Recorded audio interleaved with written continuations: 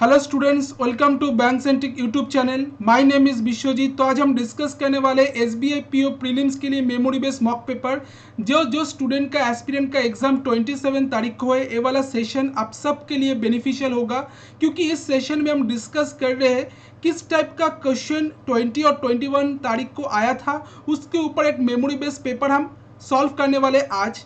जिसका भी एग्जाम 27 तारीख को है, इसको पूरा देखना और इसका जो क्वेश्चन है उसको समझने की कोशिश करना, ताकि आप लोग को हेल्प मिले जो आपको एग्जाम होने वाला है 27 तारीख को उसमें। तो आज का जो सेशन रहेगा उसमें 35 क्वेश्चन रहेगा।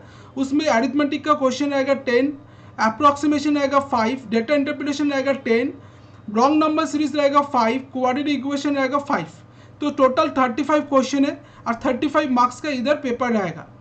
तो फर्स्ट जो क्वेश्चन आपके सामने आ रहा है दैट इज ए वाला अप्रोक्सीमेशन टॉपिक से इसका आंसर क्वेश्चन आ रहा है। तो इसको हम कैसे सॉल्व करते देखते। तो इधर जो दिया हुआ है 196.99 plus x equals to 255.09 divided by 15.05 into 9.99 का होल स्क्वायर माइनस 677.98। तो इधर आ जाएगा 196.99, तो इसको लिख सकते हैं 197 plus x equals to 255.09, that is 255 लिख सकते हैं डिवाइडेड बाई 15 इंटू 9 का होल स्क्वायर, इधर 10 का होल स्क्वायर 100 माइनस 670, इधर आ जाएगा 8। तो इसको अगर देखते हैं 5 3 15, 5 से काटेंगे 5 5 25, 5 1 5 3 17 51। तो इधर क्या आ जाएगा 197 plus x equals to 1700 minus 678। तो इधर क्या आ रहा है 197 प्लस एक्स का वैल्यू क्या आ रहा है दैट इज 271022। तो एक्स का वैल्यू क्या आएगा 1022 माइनस 197। तो एक्स का वैल्यू आ जाएगा 5 10 टू 1 825। तो इधर एक्स का वैल्यू क्या आ जाएगा 825, इसका आंसर होगा। तो ये वाला जो क्वेश्चन पूछा गया इसका करेक्ट आंसर क्या होगा, ऑप्शन नंबर 1 825 इसका करेक्ट आंसर। तो इसका करेक्ट आंसर आ जाएगा ऑप्शन नंबर 1। नेक्स्ट जो क्वेश्चन है आपके सामने that is 79.09 into question mark equals to 28% of 350.01 plus 17.996 का होल स्क्वायर प्लस 52.09। ये वाला क्वेश्चन दिया हुआ है। तो 79.09 इसको लिख सकते हैं 79 into question mark x equals to 28%, 28% को लिख सकते 28/100 इंटू 350 प्लस 8, इसको लिख सकते 18 का होल स्क्वायर प्लस 52। तो इधर क्या आ जाएगा 0 से 0 काटेंगे 5 2 10, 5 7 35, 2 14 28। तो इधर आ जाएगा 79x इक्वल्स टू 14 7 98 प्लस 18 का स्क्वायर होता है 324 प्लस 52 आ रहा है। तो इधर क्या आ रहा है 79x का वैल्यू क्या आ रहा है दैट इज 10 14 1 10 12 प्लस 5 17 3 474। तो x का वैल्यू क्या आ रहा है 474/79 दैट इज 6। तो x का वैल्यू क्या आ रहा है 6, इसका आंसर आ रहा है। तो इधर जो आंसर आएगा दैट इज ऑप्शन नंबर 36 ए वाला क्वेश्चन का करेक्ट आंसर है। तो इसका करेक्ट आंसर क्या होगा ऑप्शन नंबर 36। तो ए वाला जो क्वेश्चन पूछा गया इसका करेक्ट आंसर आ जाएगा x का वैल्यू आ जाएगा 6, क्वेश्चन मार्क का वैल्यू आ जाएगा 6। नेक्स्ट क्वेश्चन देखते हैं। तो क्वेश्चन में दिया हुआ है 520.05 520.25 डिवाइडेड बाई 12.99 इंटू 64.05 ब्रैकेट के अंदर divided by x equals to 39.99% of 80.02। तो ये वाला क्वेश्चन दिया हुआ है दैट इज 520 डिवाइडेड बाई इधर क्या दिया है 13 into 64 divided by x that is 40% of 80 वाला है।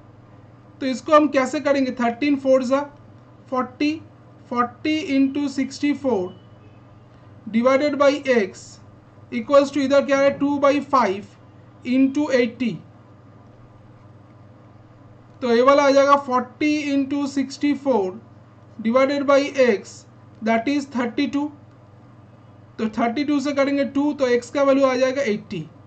तो इधर x का वैल्यू क्या है 80, इसका आंसर आ जाएगा। तो x का वैल्यू आ जाएगा 80 जो कि ऑप्शन नंबर 4 में है।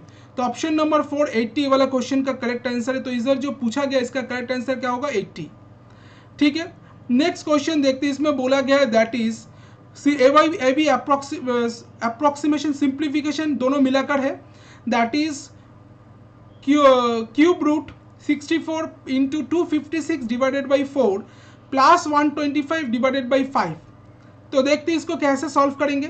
तो 64 का क्यूब रूट क्या होता है, that is 4 into 256 by 4 plus 125 by 5। तो इधर क्या आ जाएगा 4 6 ज़ा 24, 4 4 ज़ा 16, दैट इज 64 125। तो इधर क्या है 4 4 ज़ा 16 1 256 प्लस 125 दैट इज 11 1 5 6 7 8 281 इसका करेक्ट आंसर। तो इधर जो क्वेश्चन पूछा गया ऑप्शन नंबर 2 इसका 281 ए वाला क्वेश्चन का करेक्ट आंसर होगा। तो इसका करेक्ट आंसर आ जाएगा ऑप्शन नंबर 2 281। नेक्स्ट क्वेश्चन जो दिया हुआ है क्वेश्चन नंबर 5, उसमें जो बोला गया that is 125.45 divided by 5.25 plus 6.75 का होल स्क्वायर प्लस क्या दिया हुआ है क्यूब रूट, उसके अंदर ब्रैकेट में रूट 4096 प्लस 25 का whole square equals to question mark. ये वाला क्वेश्चन दिया हुआ है। तो इसको हम कैसे सॉल्व करेंगे, 125 divided by 5 plus 6.7 that is 7 का होल स्क्वायर प्लस इधर आ जाएगा क्यूब रूट 4096 का स्क्वायर रूट क्या होता है, दैट इज 64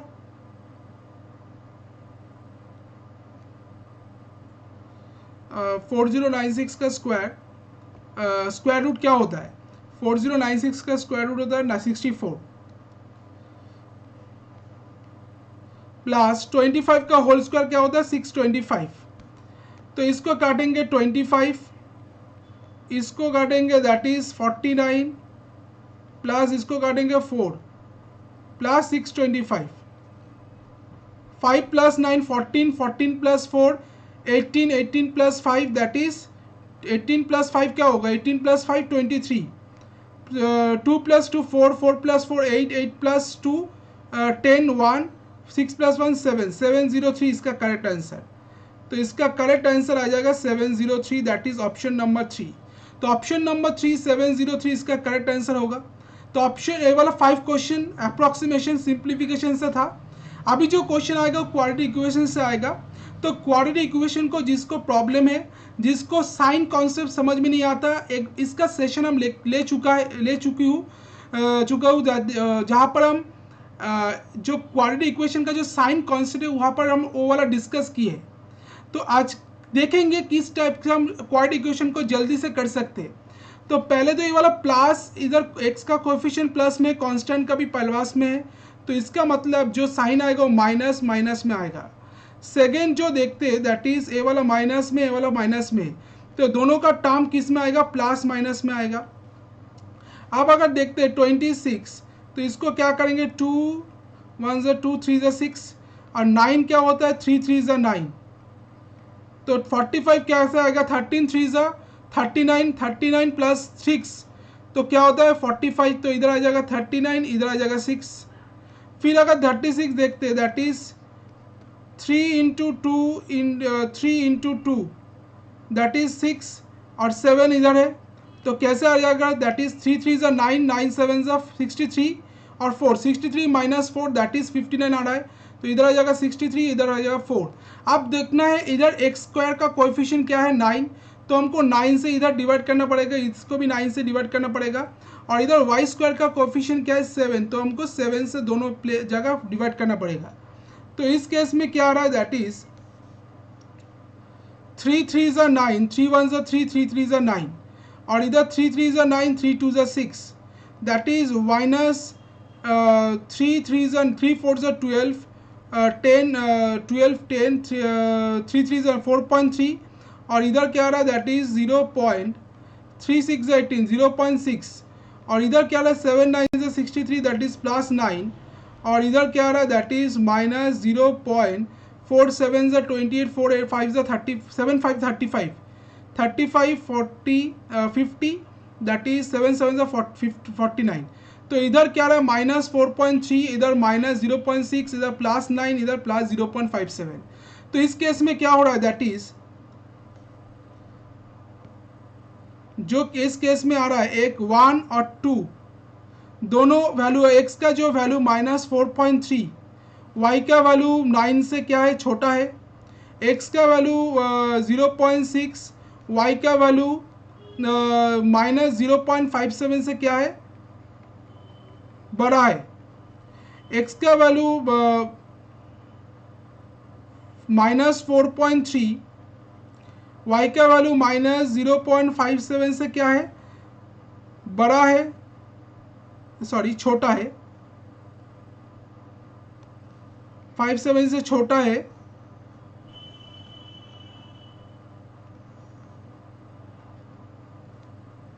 ए भी छोटा होगा, माइनस था, इधर भी ए वाला -0.6 0.57 से छोटा है,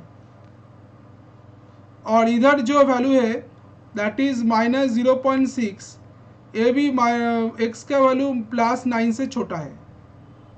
जो x तो इधर जो वैल्यू आ रहा है x दोनों के बीच में, x और y के बीच में, दैट इज लेस देन आ रहा है। तो x हर केस में क्या हो रहा है, y से छोटा हो रहा है। तो इसका आंसर जो आएगा x less than y, option number 3 इसका करेक्ट आंसर। तो x लेस देन y इसका करेक्ट आंसर होगा। हर केस में क्या हो रहा है, x का वैल्यू y से छोटा हो रहा है, तो इस केस में क्या होगा, x लेस देन y, ये वाला क्वेश्चन का करेक्ट आंसर होगा। ठीक है, नेक्स्ट क्वेश्चन देखते, question number 3, question number 7।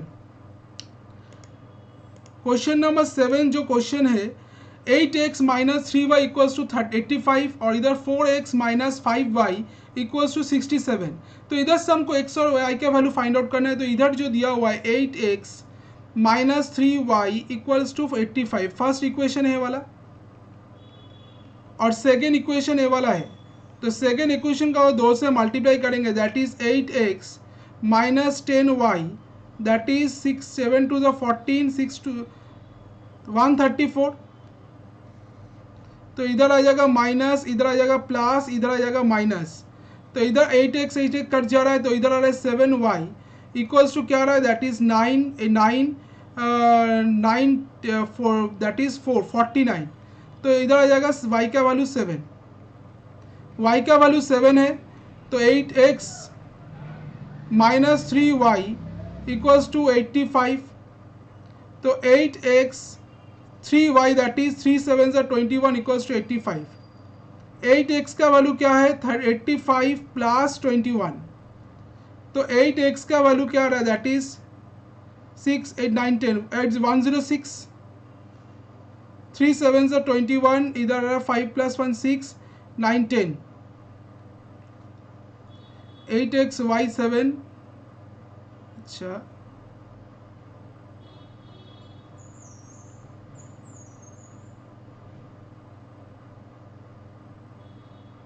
8x + 3y 85। तो x का वैल्यू आ जाएगा, दैट इज 106/8।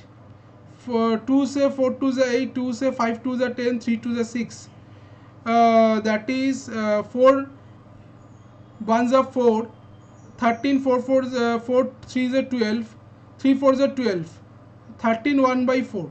तो इधर आ रहा है 7, x का वैल्यू क्या आ रहा है, दैट इज x का वैल्यू इस केस में आ रहा है 3, x का वैल्यू इस केस में आ रहा है 13 1/4, और इधर y का वैल्यू आ रहा है दैट इज 7। तो x का वैल्यू क्या होगा, y से बड़ा होगा, तो x का वैल्यू आ जाएगा ग्रेटर देन y। तो option number 1 x greater then y इसका करेक्ट आंसर। तो ये वाला जो क्वेश्चन पूछा गया इसका करेक्ट आंसर क्या होगा, x greater then y। Option number 1 इसका करेक्ट आंसर होगा। आई होप आपको समझ में आ गया, किसी को कोई दिक्कत नहीं क्वेश्चन में। एक बार कमेंट सेक्शन में लाइक अगर सेशन को अच्छा लगे तो लाइक ज़रूर करना, और कमेंट सेक्शन में आप आंसर करते रहिए, ताकि और जो जिसको भी क्वेश्चन का पीडीएफ चाहिए तो मेरा टेलीग्राम ग्रुप का लिंक दिया होगा, आप लोग उधर जाकर ज्वाइन हो जाइए, ताकि आप लोग को क्वेश्चन का पीडीएफ भी मिल सके। नेक्स्ट क्वेश्चन देखते हैं, इसमें जो बोला गया है क्वेश्चन नंबर 8, दैट इज बहुत सारा स्टूडेंट इसमें तो भूल रॉन्ग करते हैं वाला क्वेश्चन। तो बहुत सारा इजी क्वेश्चन, बहुत सारा स्टूडेंट इसमें रॉन्ग, इसका आंसर रॉन्ग करके आता है। तो इसमें जो दिया हुआ है x -2401, x माइनस 2401, इसका वैल्यू क्या होगा, that is 240, square root of 2401 that is 49 equals to 0। तो x का वैल्यू क्या होगा, दैट इज प्लस 49, और वाई स्क्वायर इक्वल्स टू क्या होगा, दैट इज उधर जाएगा तो प्लस 2401, तो y का वैल्यू क्या होगा, root over 2401, that is y का वैल्यू आ जाएगा प्लस माइनस 49। तो इस केस में क्या हो रहा है, x का वैल्यू 49 आ रहा है और y का वैल्यू क्या आ रहा है, दैट इज प्लस माइनस 49। तो क्या होगा, x y क्या होगा, x का वैल्यू क्या होगा, x का value greater than equals to y होगा। तो x का वैल्यू क्या होगा, greater than equals to y। तो x का जो वैल्यू है 49 वो y का वैल्यू से बड़ा भी हो सकता है और y का वैल्यू से इक्वल भी हो सकता है, क्योंकि अगर एक y का वैल्यू माइनस 49 होता है तो x का प्लस 49 y से बड़ा है। अगर y का वैल्यू प्लस 49 है तो x का वैल्यू प्लस 49 y के वैल्यू का इक्वल है। तो x greater than equals to y इसका करेक्ट आंसर, जो कि ऑप्शन नंबर 2 में है। तो option number 2 x greater than equals to y ये वाला क्वेश्चन का करेक्ट आंसर। तो इधर जो क्वेश्चन पूछा गया इसका करेक्ट आंसर क्या होगा, x greater than equals to y। ठीक है, नेक्स्ट क्वेश्चन देखते हैं, option number 2। Question number option 9 का क्वेश्चन क्या दिया हुआ है, दैट इज 3 7 21 दिया हुआ है। 21 मतलब 3 7 21, और इधर क्या है, दैट इज 2। तो 13 लाना है, दैट इज क्या करें, ऐसे करेंगे 3 2 6, 7 प्लस 6 दैट इज 13 आ जाता है। तो इधर प्लस दोनों ही प्लस में, तो इधर जो वैल्यू आएगा 1 माइनस माइनस में आएगा। तो इधर क्या होगा, -7 -6, और सेकेंड जो दिया हुआ है दैट इज 63, 7 9 से 7 3 इंटू 3, और इधर 3 34 है। 3 7 3 3 से 9 9 3 से 27, 27 प्लस 7 क्या होता है 34। तो प्लस प्लस में इधर भी माइनस माइनस में आएगा 27, और इधर भी आएगा 7। तो दोनों केस में x का वैल्यू भी माइनस में है, y का वैल्यू भी माइनस में है। इधर जो वैल्यू है x, अब देखना है क्या, x का वैल्यू एक्स स्क्वायर का कोएफिशिएंट क्या है 2। तो इधर इसको क्या करेंगे, 2 से डिवाइड करेंगे। तो इस केस में इसका आंसर आ जाएगा -3.5, और इस केस में आंसर आ जाएगा -3।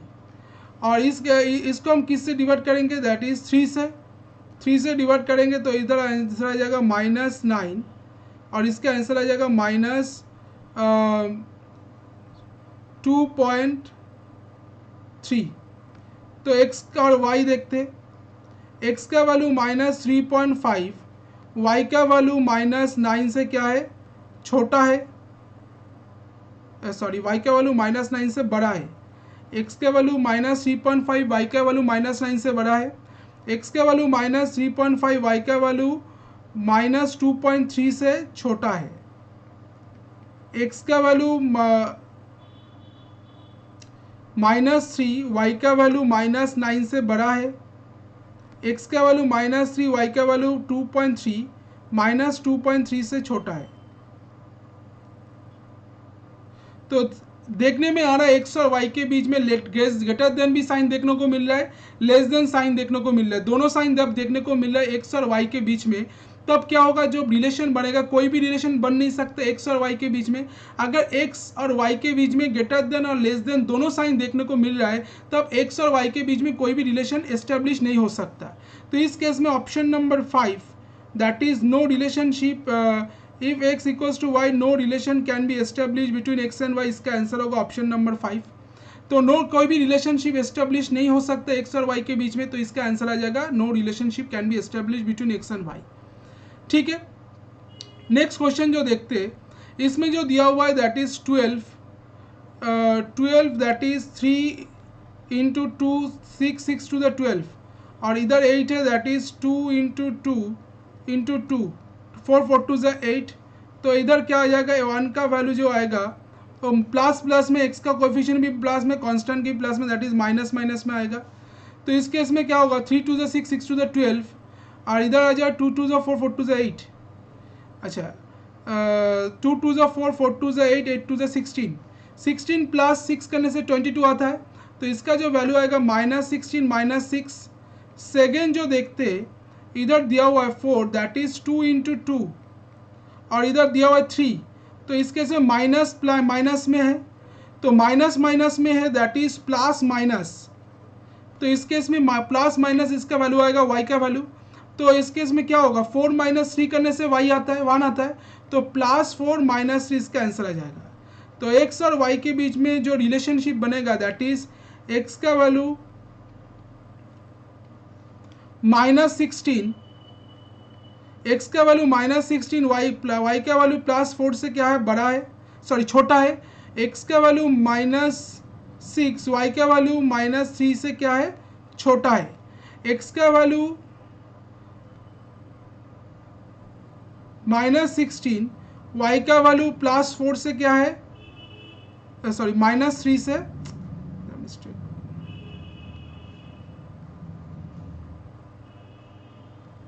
-6 +4 से छोटा है। एक्स -16, वाई का वैल्यू -3 से भी छोटा है। एक्स का वैल्यू -6, वाई का वैल्यू -3 से भी छोटा है। तो द साइन जो देखने को मिल रहा है एक्स और वाई के बीच में दैट इज लेस देन। तो इस केस में हम क्या बोल सकते हैं, एक्स लेस देन वाई होगा। तो x क्या है, y से छोटा है, तो ऑप्शन नंबर 3 इसका आंसर होगा। तो हर केस में क्या हो रहा है, x का वैल्यू y का वैल्यू से छोटा हो रहा है, तो इसका आंसर आ जाएगा x लेस देन y। तो ऑप्शन नंबर 5 देखते हैं इसका। ओ अच्छा सॉरी, इधर तो डिवाइड करना पड़ेगा x का कोएफिशिएंट और y का कोएफिशिएंट से, तो ये वाला गया।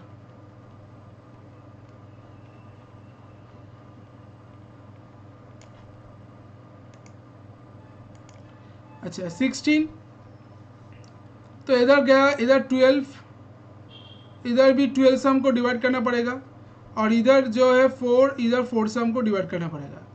तो 4 3 ज़ा 12, 4 4 ज़ा 16, इधर 6 2 ज़ा 12, दैट इज इधर क्या आ रहा है -1.33, और इधर क्या आ रहा है -0.5, इधर क्या आ रहा है 1, और इधर क्या आ रहा है दैट इज 0.75। जो देखते हैं इसका आंसर, x का वैल्यू -1.33, y का वैल्यू 1 से क्या है, छोटा है। x का वैल्यू -1.33, y का वैल्यू -0.75 से छोटा है। तो x का वैल्यू -0.5,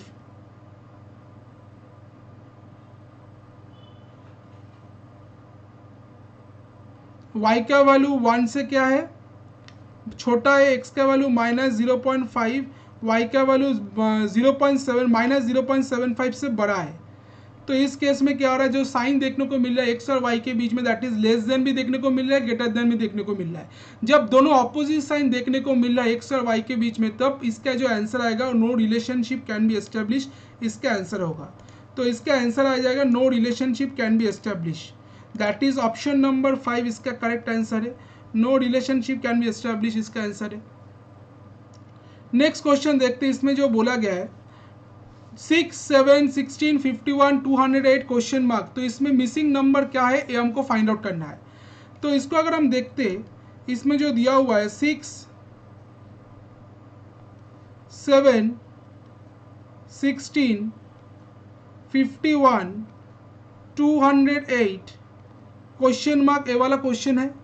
तो इसको हमको कैसे सॉल्व करना है, 6 से 7 कैसे जाना है, 6 1 ज़ा 6 + 1 दैट इज 7, 7 से 16 कैसे आना है, 7 2 ज़ा 14 + 2 16, 16 से हमको 51 कैसे लाना है, 16 × 3 48, 48 + 3 दैट इज 51, 51 से 208 कैसे आना है, 51 × 4 204 + 4 दैट इज 208।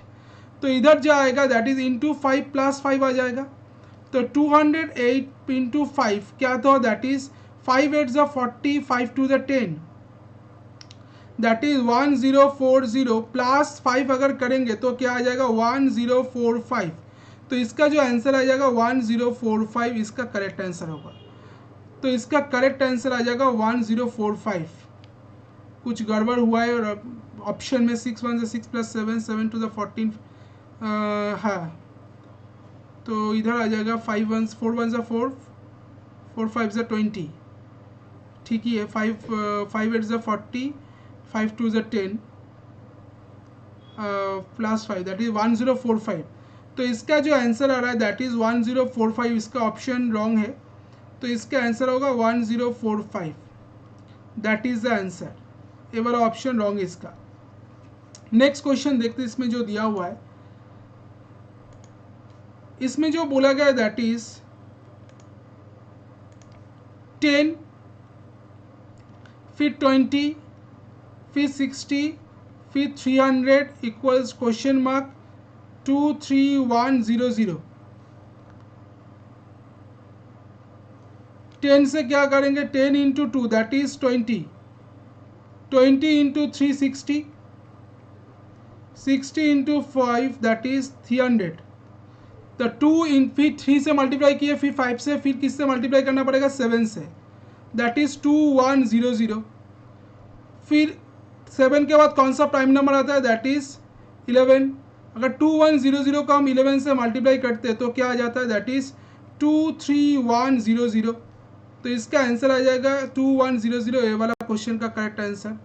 तो इधर जो पूछा गया इसका करेक्ट आंसर क्या होगा, 2100, that is option number 4। Option number 4 2100 ये वाला क्वेश्चन का करेक्ट आंसर है। ठीक है, नेक्स्ट क्वेश्चन देखते हैं। ऑप्शन नंबर 4 इसका करेक्ट आंसर आ गया। इसके बाद जो दिया हुआ है नंबर दैट इज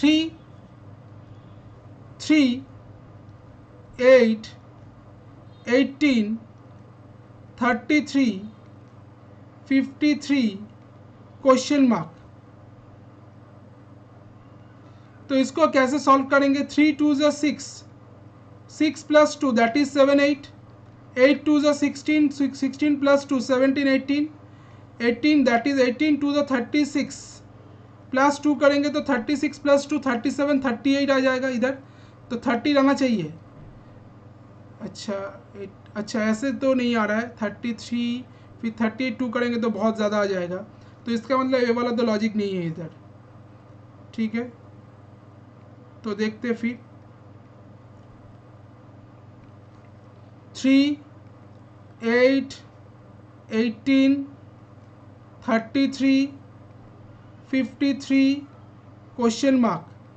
तो इधर डिफरेंस क्या रहा, 5, इसका डिफरेंस आ रहा है 10, इसका डिफरेंस आ रहा है 15, इसका डिफरेंस आ रहा है दैट इज 20। तो 5 2 ज़ा 10, फिर 10, 15 आ रहा है, 15 बाय 20, तो इसके बाद जो डिफरेंस आएगा वो क्या आएगा, 25 आ जाएगा। तो इसका मतलब 25 अगर डिफरेंस है तो इधर क्या आ जाएगा, 25 अगर डिफरेंस है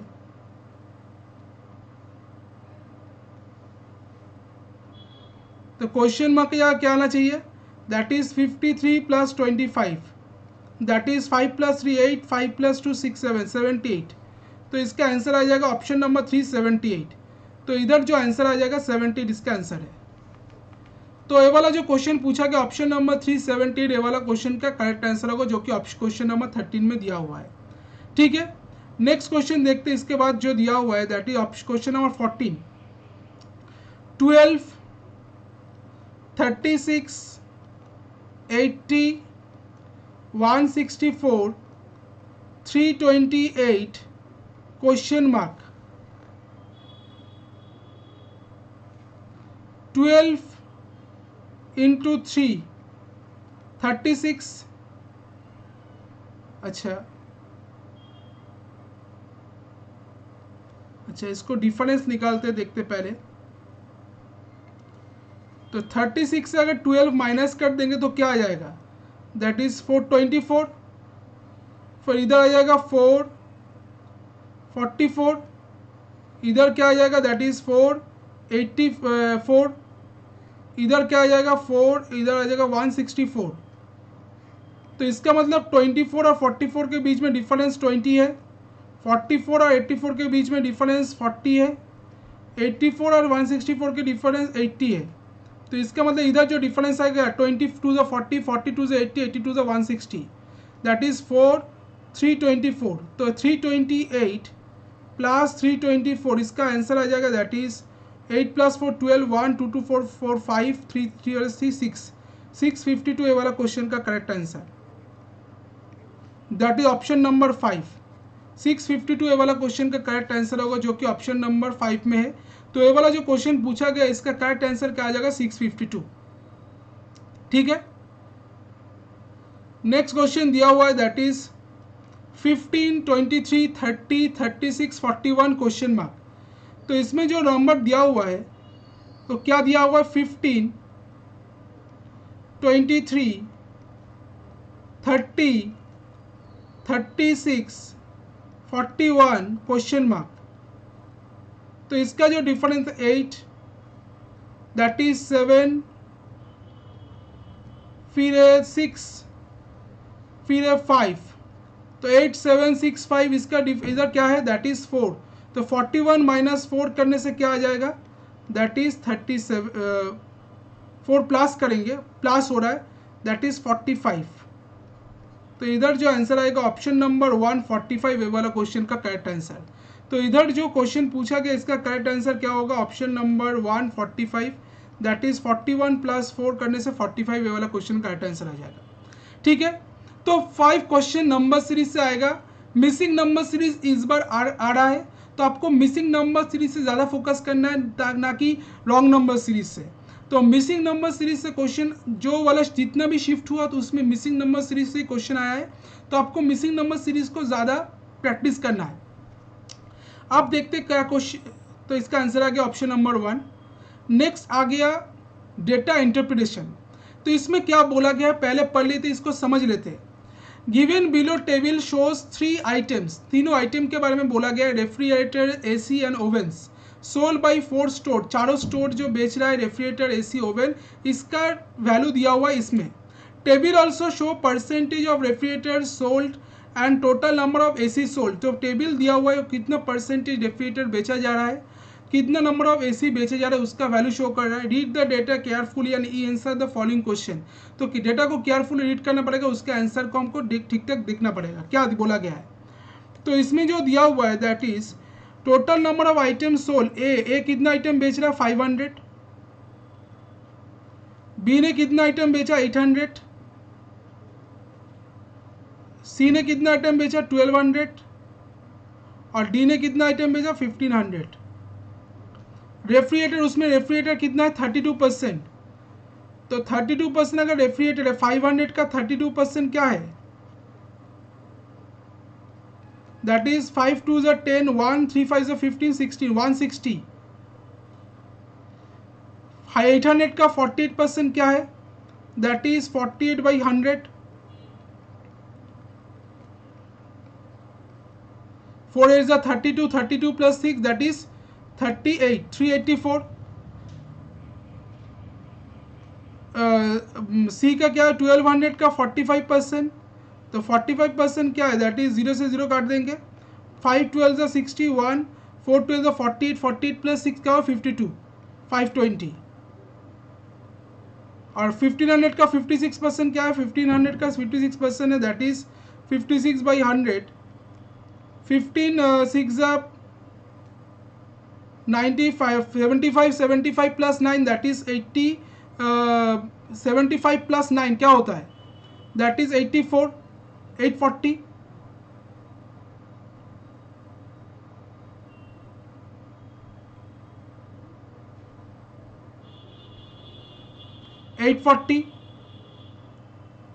एसी कितना बेच रहा है that is number of AC sold that is 100।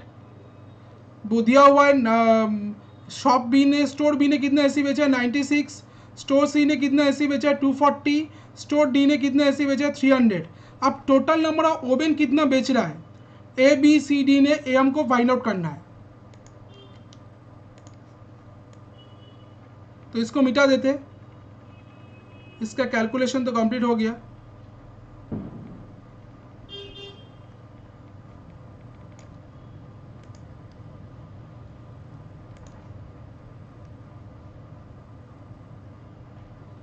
ए ने जो स्टोर ए ने जो एसी ओवन बेचा that is 500 minus 260।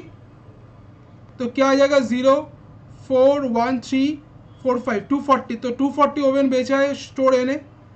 Store B ने जो ओवन बेचा वो कितना है दैट इज 800 माइनस 10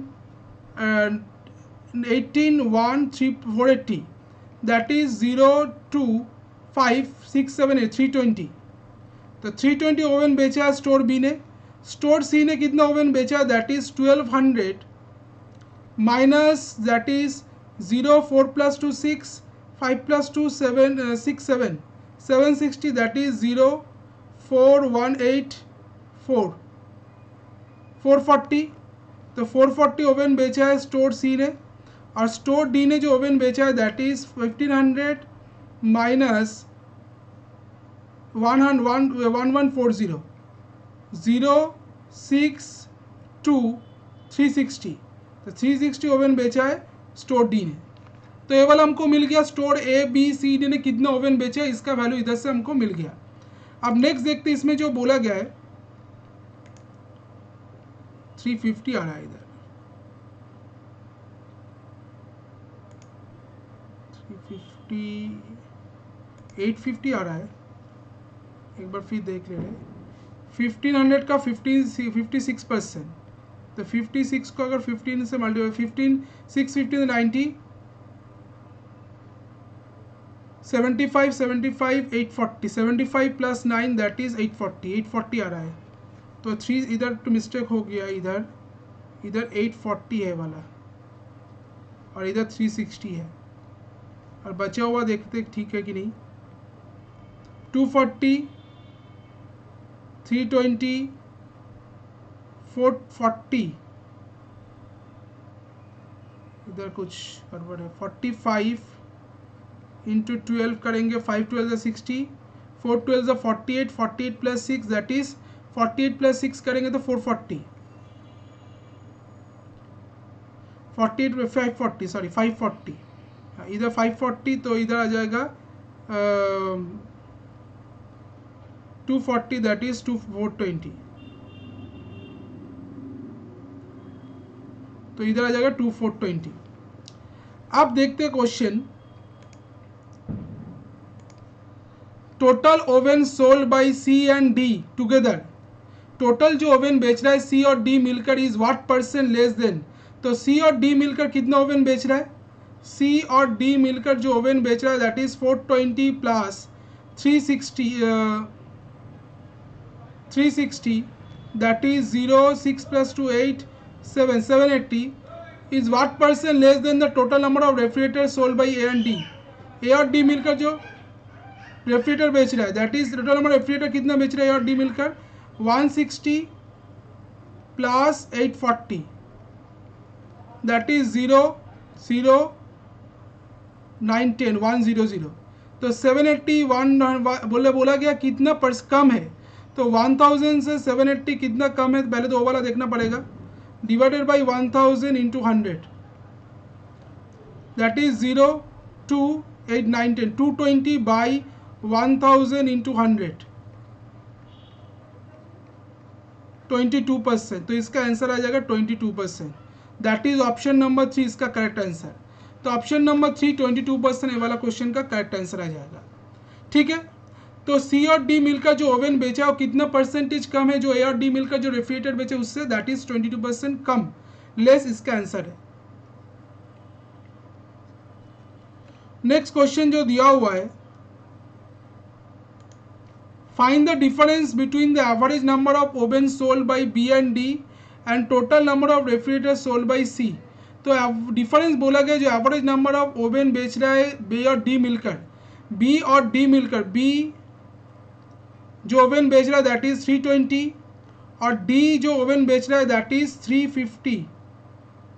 इधर 350 नहीं है, ये वाला कौन कितना है 360 था, 840 था,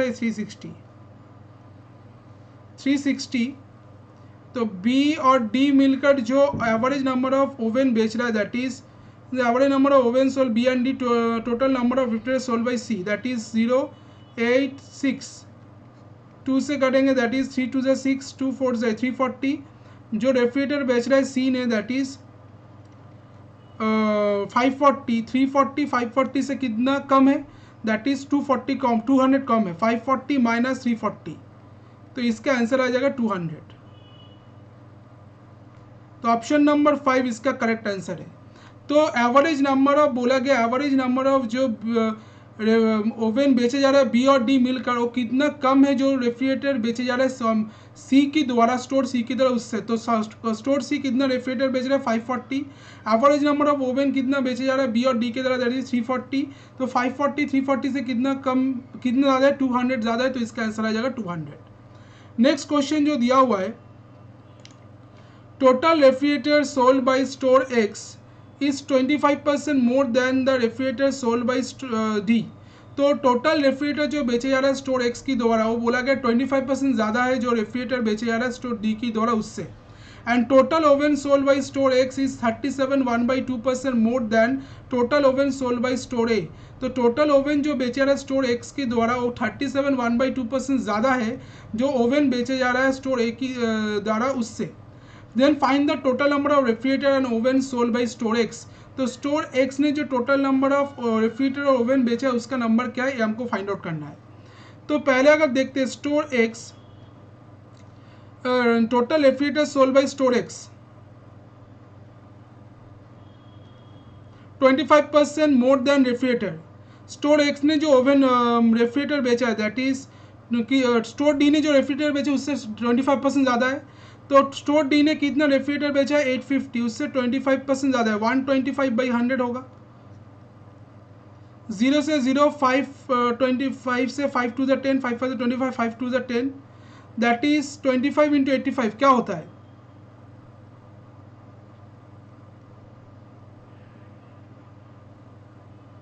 200 212/2, 210, 6 to the 12, 2 to the 4,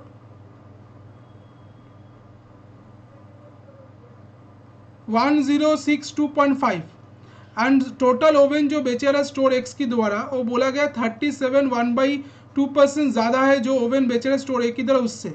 store ओ ने जो ओवन बेचा है दैट इज 240, उससे 37 मतलब 37 1/2%, मतलब क्या है, दैट इज 37 1/2% का वैल्यू क्या है, दैट इज 7/8, सॉरी 3/8। तो 37 3/2 ज़्यादा है, तो 8 से में 3 ज़्यादा मतलब क्या है 11/8 होगा।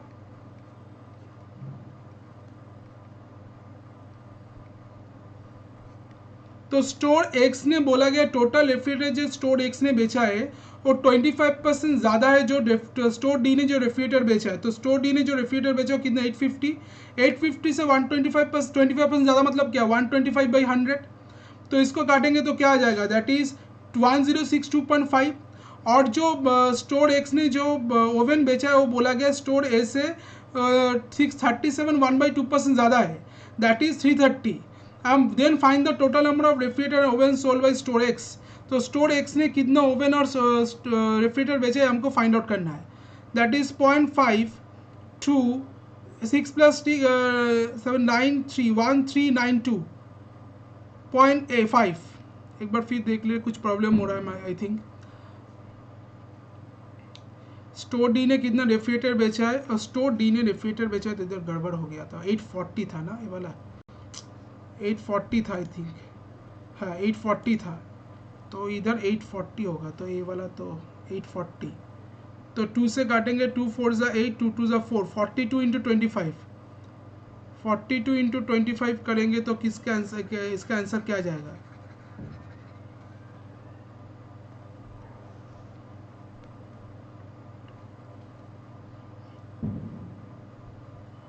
1050 + 330,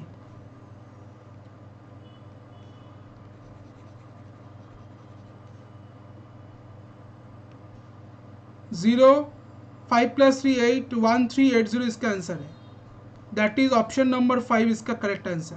तो 1380 ये वाला क्वेश्चन का करेक्ट आंसर होगा, ठीक है।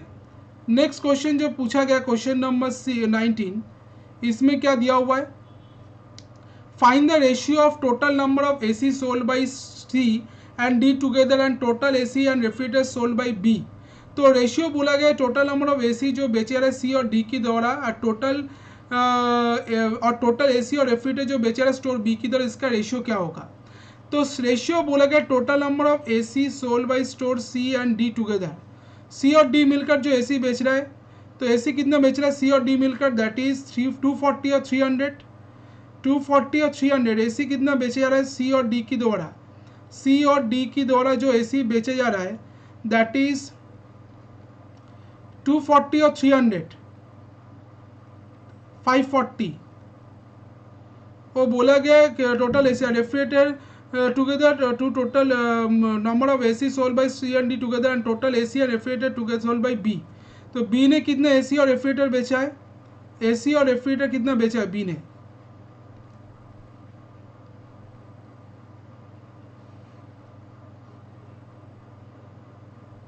दैट इज 96 और रेफ्रिजरेटर कितना बेचा 384, दैट इज 10 1 18 1 480। तो 540 और 480 का रेशियो क्या बनेगा, तो रेशियो जो आ रहा है 540 और 480 का दैट इज 0 से 0, 2 से 2, 2 से 4, 2 7 से 14, 2 4 2 से 4, 2 4 से 8, तो 3 से काटेंगे 3 9 से 27, 3 8 से 24। तो 9:8 इसका करेक्ट आंसर जो कि ऑप्शन नंबर 2 में है। तो ऑप्शन नंबर 2 9:8 ये वाला क्वेश्चन का करेक्ट आंसर हो जाएगा। ठीक है, नेक्स्ट क्वेश्चन देखते हैं उसके बाद। Question number 20, total refrigerator sold by A and C together, total जो रेफ्रिजरेटर बेचा जा रहा है ए और सी मिलकर are what % more than the total oven sold by C, total जो ओवन बेचा जा रहा है सी के द्वारा उससे कितना परसेंटेज ज़्यादा है। तो टोटल रेफ्रिजरेटर जो बेचा जा रहा है ए और सी के द्वारा और कितना है दैट इज 160 और 540, दैट इज 0 10 1 6 7। और जो टोटल ओवन बेचे जा रहा है सी की द्वारा दैट इज 350, और किससे कितना ज़्यादा 700 350 से कितना ज़्यादा है दैट इज 350। तो 350 बोला गया है total refrigerator sold by A and C. A ने कितना रेफ्रिजरेटर बेचा 160 और सी ने बेचा 540, तो इसका आंसर आ जाएगा 0 10 6 7। और जो कितना परसेंट ज़्यादा है जो टोटल ओवन बेचा रहा है सी की द्वारा, सी ने कितना ओवन बेचा है दैट इज 420, सॉरी सी ने कितना ओवन बेचा 420 ओवन बेचा है, तो इधर आ जाएगा 420।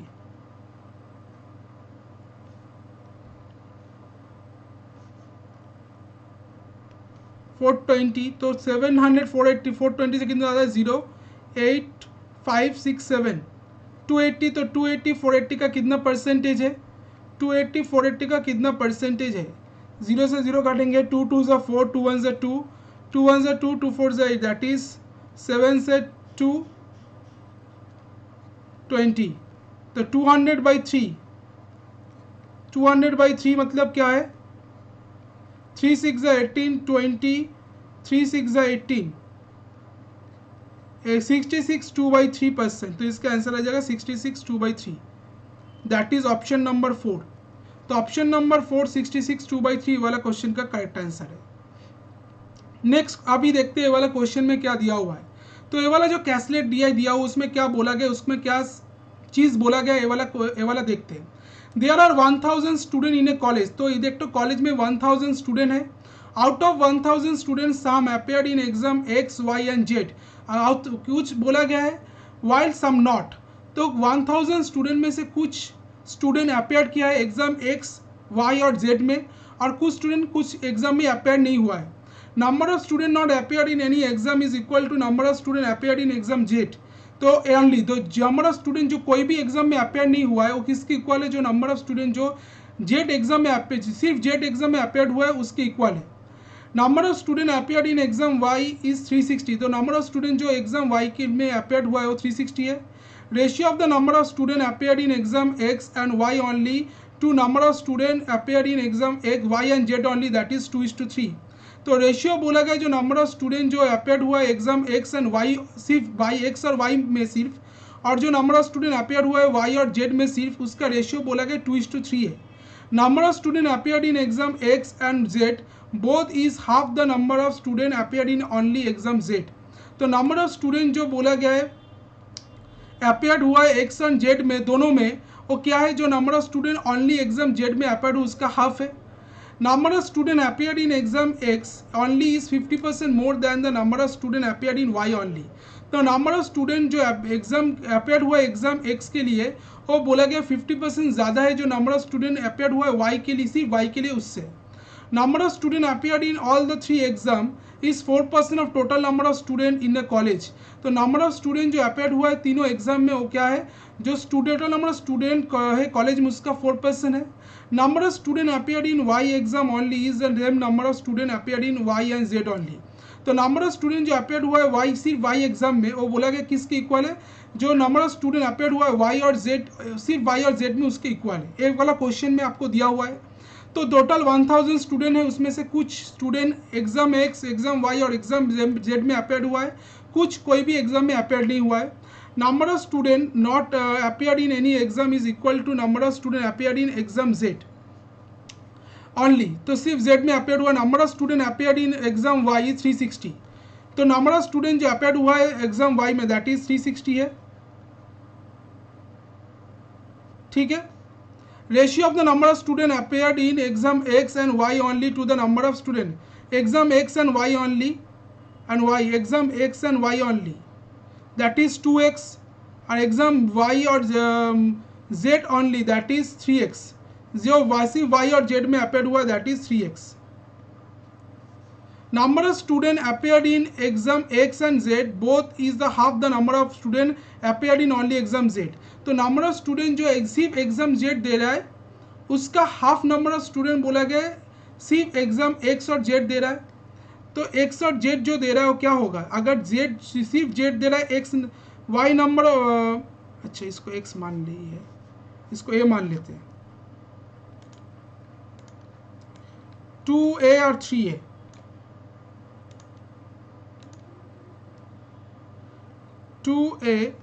ए वाला आ गया 3A और जो जेड में जेड का अगर मान लेते बी, सिर्फ जेड दिया है बी नंबर ऑफ स्टूडेंट, तो एक्स और जेड कितना देगा, both X and Z both in half the number of student. अच्छा एक्स और जेड दिया है b/2.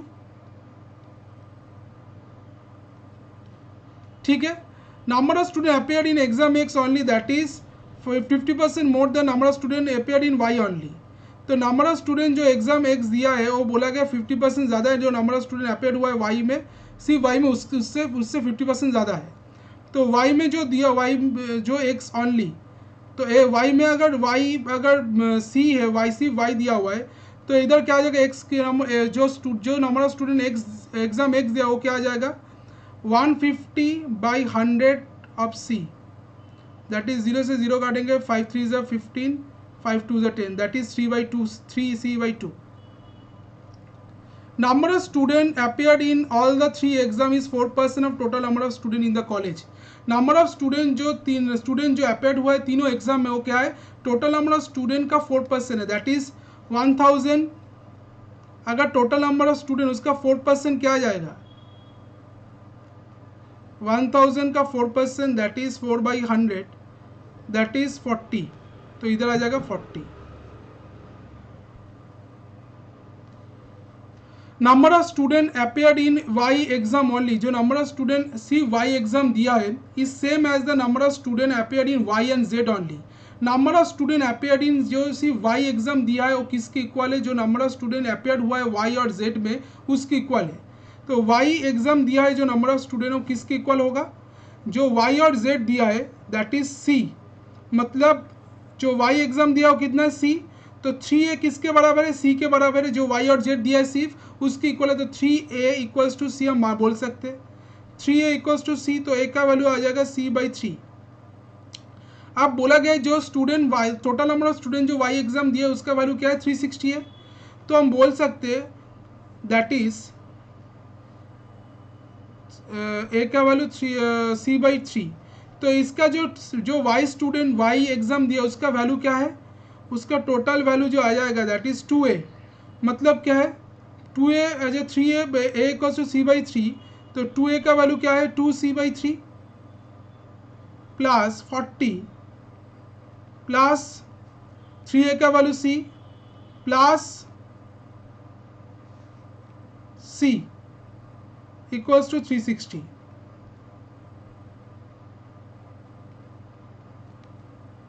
120, 2C 36C,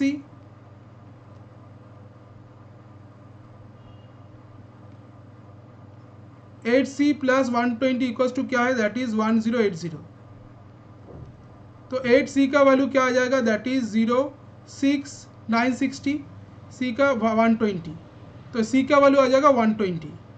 तो इधर आ जाएगा 120 C का वैल्यू, तो C का वैल्यू अगर 120 तो X का वैल्यू आ जाएगा 120, इसका वैल्यू आ जाएगा दैट इज A का वैल्यू C/3, तो 120/3 क्या होता है, दैट इज 40, तो 2A का वैल्यू आ जाएगा 40, 40 इंटू 2 दैट इज 80, C का वैल्यू 120, तो A का वैल्यू आ जा रहा है 120/3 that is 40, that is 40 into 2 80, इसका इधर वैल्यू आ जा रहा है।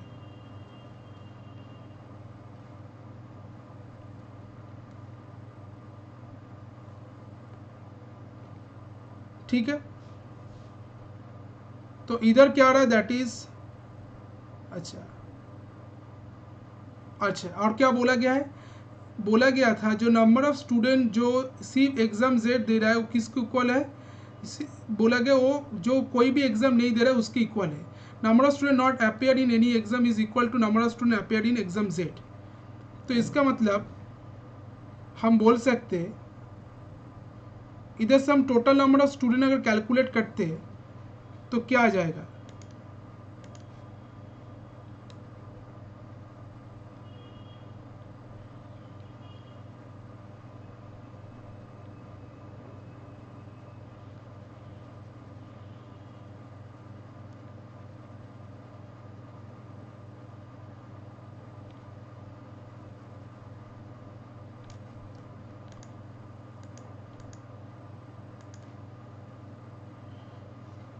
तो नंबर ऑफ स्टूडेंट जो अपेयर किया है एग्जाम जेड के लिए equal number of student appear in any exam is equal to number of student appear in exam Z.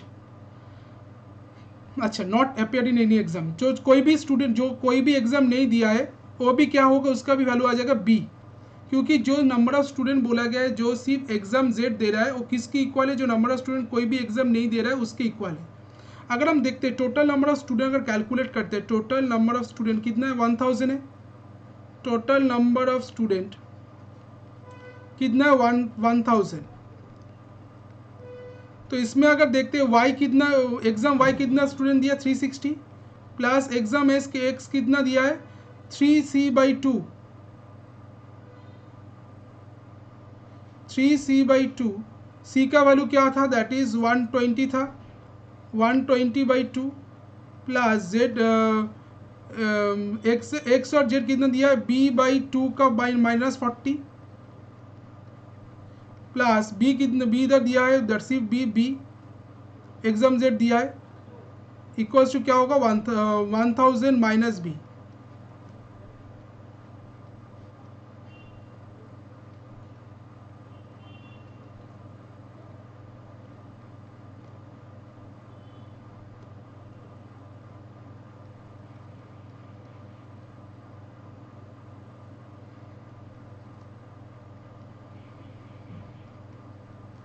तो इधर क्या आ जाएगा 0,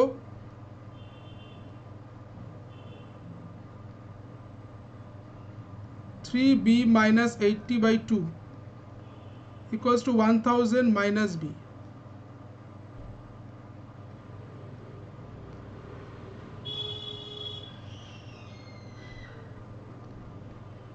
-2B।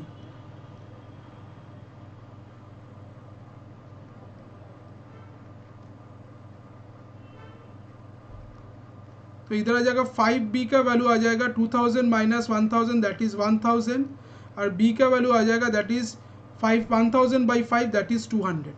तो इधर B का वैल्यू आ जाएगा 200, तो B का वैल्यू 200, तो इसका भी वैल्यू आ जाएगा 200/2 that is 100, 100 minus 40 that is 60। तो 3C का वैल्यू आ जाएगा, 3 का वैल्यू तो हम ऑलरेडी निकल चुके that is 120, 3 into 120, 3 into 120/2 that is 180, इसका भी वैल्यू आ जाएगा 180। ठीक है, तो इधर से हमको सबका डेटा मिल गया। अगर हम क्वेश्चन में आ जाते हैं, फर्स्ट जो क्वेश्चन है आपके सामने, how many student appear in exam, 2 exam, at least 2 exam. तो एटलीस्ट 2 एग्जाम जो अपियर्ड हुआ है वो क्या है? एटलीस्ट 2 एग्जाम मतलब कम से कम 2 एग्जाम, दैट इज एक्स और वाई अटेम्प्ट किया है 80 नंबर ऑफ स्टूडेंट, वाई और एक्स और जेड अटेम्प्ट किया है 60 नंबर ऑफ स्टूडेंट, और वाई और जेड अटेम्प्ट किया है 120 नंबर ऑफ स्टूडेंट। तो 80 प्लस 60 प्लस 120 और तीनों एग्जाम अपेयर हुआ 40। 80 plus 120 plus 60, 80 plus 120 plus 60 plus 40, that is 100, 220, 300। तो टोटल नंबर ऑफ स्टूडेंट जो अपेयर हुआ है तीनों एग्जाम में, एटलीस्ट 2 एग्जाम, तीनों एटलीस्ट 2 एग्जाम मतलब इधर 80 आ रहा है, इधर 60, 140, 140, इधर 120, that is 260, 260 plus 40 that is 300।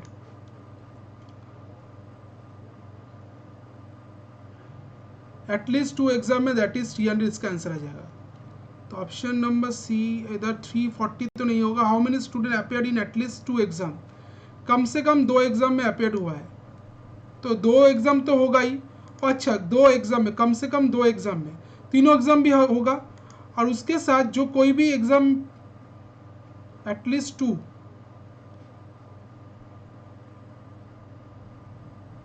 ये 40 वाला भी और बी का वैल्यू 200, तो बी 200 बाई पूरा था 60, दैट इज 300 इसका आंसर आ रहा है। अच्छा नेक्स्ट क्वेश्चन देखते हैं इसका, मुझे लग रहा है ऑप्शन में कुछ गड़बड़ है इसमें। नेक्स्ट क्वेश्चन देखते हैं, इसमें बोला गया क्या, how many student appear in 2 exam only, सिर्फ 2 एग्जाम में कितने स्टूडेंट अपेयर हुआ है, that is 80 plus 60 plus 120, that is 200, 260।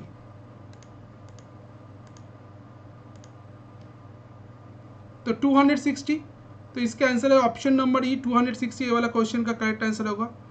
ओहो, ये वाला इसका आंसर होगा ऑप्शन नंबर ई 260, क्योंकि एक्स और वाई में सिर्फ बोला गया, क्वेश्चन में क्या था, how many student appeared in 2 exam only, सिर्फ 2 एग्जाम में अपेयर्ड हुआ है। एक्स और वाई में अपेयर्ड हुआ 80 नंबर ऑफ स्टूडेंट, एक्स और जेड में अपेयर्ड हुआ 60 नंबर ऑफ स्टूडेंट, वाई और जेड में अपेयर्ड हुआ 120 नंबर ऑफ स्टूडेंट। तो ये तीनों को प्लस कर देंगे, दैट इज 80 प्लस 120 200, 200 प्लस 60 260, इसका करेक्ट आंसर आ जाएगा। नेक्स्ट क्वेश्चन देखते हैं उसके बाद, how many student appeared in at most 2 exam, सबसे 2 एग्जाम में अपेयर्ड हुआ है कितने number of student, that is इसका आंसर क्या आ जाएगा, at most 2 exam appeared in at most 2 exam में अपेयर्ड हुआ है कितने number of student,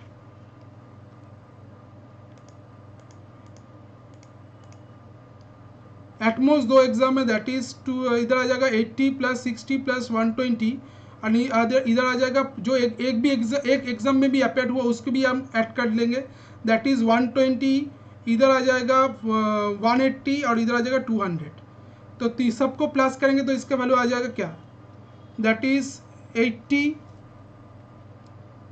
plus 60 plus 200, sorry 120, और इधर सिर्फ एग्जाम में अपेयर्ड हुआ है 120 वाई में, एक्स में अपेयर्ड हुआ है सी 180, और सी जेड में अपेयर्ड हुआ है 200। सबको प्लस करेंगे 0, 10 10 12 12 12 plus 6 that is 18, 18 plus 8 that is 26, 2 plus 1 3 4 5 6 7 760। तो इसका आंसर जो आ रहा है 760 आ रहा है।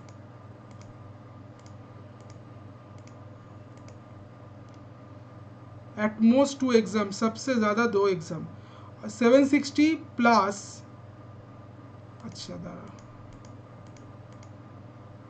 760 एट मोस्ट 280 60 120, इधर 120 है, इधर आ रहा है दैट इज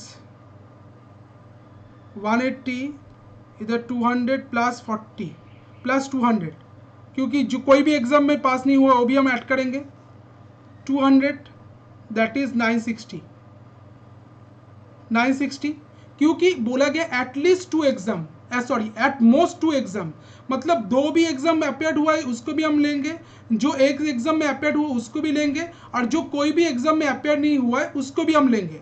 तो 2 एग्जाम में अपेयर्ड हुआ है, कितना नंबर ऑफ स्टूडेंट एक्स और वाई में अपेयर्ड हुआ है 80 number of student, Y X और जेड में अपेयर्ड हुआ है 60, और वाई और जेड में अपेयर्ड हुआ है 120 नंबर ऑफ स्टूडेंट।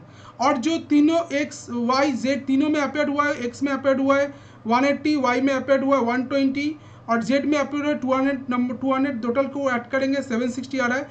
तो तीनों मिलाकर, तीनों एग्जाम मिलाकर टोटल नंबर स्टूडेंट अपेयर्ड हुआ है 760, और 200 लेंगे क्या, जो तीनों कोई भी एग्जाम में अपेयर नहीं हुआ है, दैट इज 200, उसको भी हम ऐड करेंगे 760 प्लस 200 960 इसका करेक्ट आंसर। तो इसका करेक्ट आंसर क्या आ जाएगा 960। तो इसका करेक्ट आंसर है जो ऑप्शन नंबर ई 960 इसका करेक्ट आंसर। तो ऑप्शन नंबर ई 960 वाला क्वेश्चन का करेक्ट आंसर होगा। ठीक है, फिर बोला गया ऑप्शन नंबर ई के बाद option how many student not appear in any exam Y, कोई how many students not appear in exam Y, कोई कितना number student appear not exam Y में अपेयर नहीं हुआ है, एग्जाम वाई में कितना नंबर ऑफ स्टूडेंट अपेयर नहीं हुआ है। तो इसका भी वैल्यू आ जाएगा, दैट इज एग्जाम वाई में कितना नंबर ऑफ स्टूडेंट अपेयर नहीं हुआ है। तो अगर 1000 से एग्जाम वाई में कितना स्टूडेंट अपेयर हुआ उसको अगर हम 1000 से माइनस कर देंगे तो हमको क्या मिल जाएगा, कितना number of student exam Y में अपेयर नहीं हुआ है उसका वैल्यू मिल जाएगा।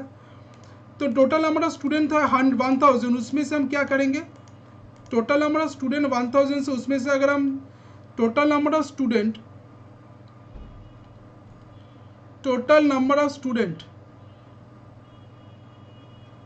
दैट इज 1000, उसमें से अगर हम जो एग्जाम वाई में अपेयर्ड हुआ है 360 उसको हम माइनस कर देंगे अपेयर्ड इन एग्जाम वाई,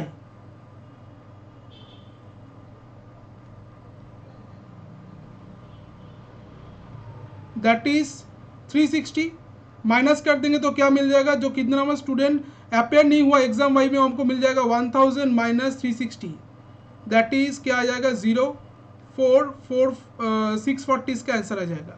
तो ऑप्शन नंबर डी 640 इसका करेक्ट आंसर है। नेक्स्ट क्वेश्चन जो दिया हुआ है question number 5, how many student appear in exam x और इन एग्जाम जेड, तो कितना हाउ मेनी नंबर स्टूडेंट कितना स्टूडेंट अपेयर हुआ है एग्जाम एक्स और एग्जाम जेड में हमको फाइंड आउट करना है। तो एग्जाम एक्स में कितना नंबर ऑफ स्टूडेंट अपेयर हुआ है, एग्जाम एक्स में अपेयर हुआ है 180 और एग्जाम जेड में अपेयर हुआ है 280। तो टोटल नंबर ऑफ स्टूडेंट कितना नंबर ऑफ स्टूडेंट अपेयर हुआ है, that is 180 plus 200 that is 380।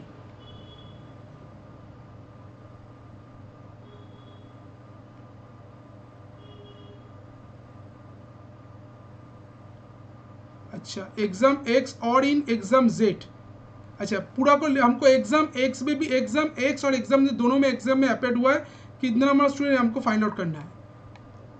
Exam x में अपेयर हुआ है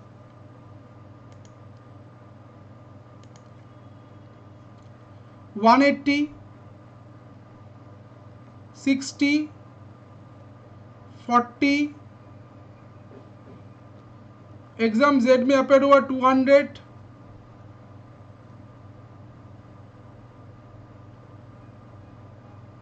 120,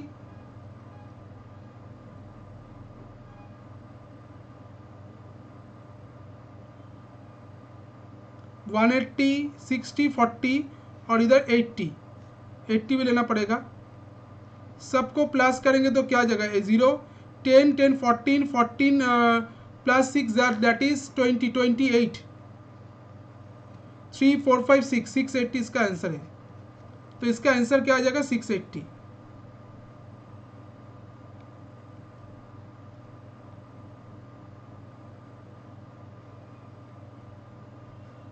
तो ये वाला क्वेश्चन जो पूछा गया इसका आंसर क्या आ जाएगा 680 इसका आंसर है। तो how many number of student appear in exam x और एग्जाम जेड दैट इज 680 इसका करेक्ट आंसर है। तो ये वाला क्वेश्चन का करेक्ट आंसर क्या होगा 680, that is option number D. अब जो क्वेश्चन पूछा गया इसमें क्या बोला गया है, A can do a piece of work in 24 days, तो एक काम को 24 डेज में करता है। फिर बोला गया है B can do the same work in 16 days, तो बी उसी काम को 16 डेज में करता है। और C can do the same work in 5/4 time required by A and B together, C उसी काम को ए और बी जितना टाइम में करते हैं उसके 5/4 टाइम में करता है। तो ए अगर 24 डेज में करता है, बी अगर 16 डेज में करता है, टोटल वर्क क्या है? टोटल वर्क जो है that is LCM of 24 and 16 that is 80।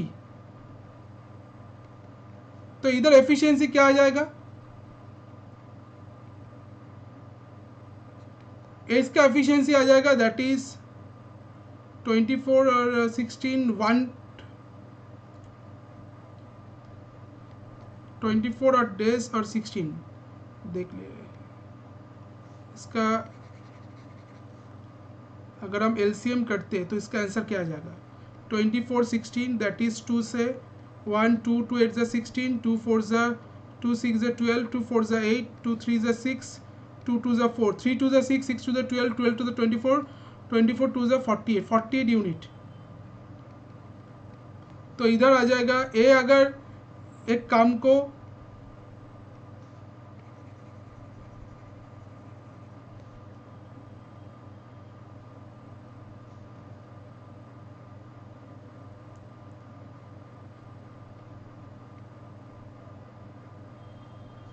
Twenty 24 days में करता है तो ए का एफिशिएंसी क्या आ जाएगा? That is 2 unit per day.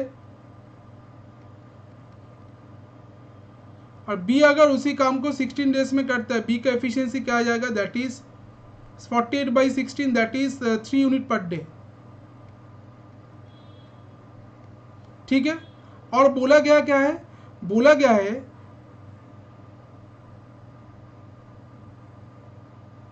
C can do the same work in 5/4 time required by A and B together। तो C उसी काम को जो टाइम में करता है, वो बोला कि A और B जितना टाइम में करते हैं उससे 5/4 टाइम में C वो वाला काम को कंप्लीट करता है। तो अगर हम देखते टोटल वर्क अगर 48 यूनिट है, उसमें C कितना टाइम में उसको कंप्लीट करता है? तो A और B मिलकर कितना टाइम में काम को कंप्लीट करता है? दैट इज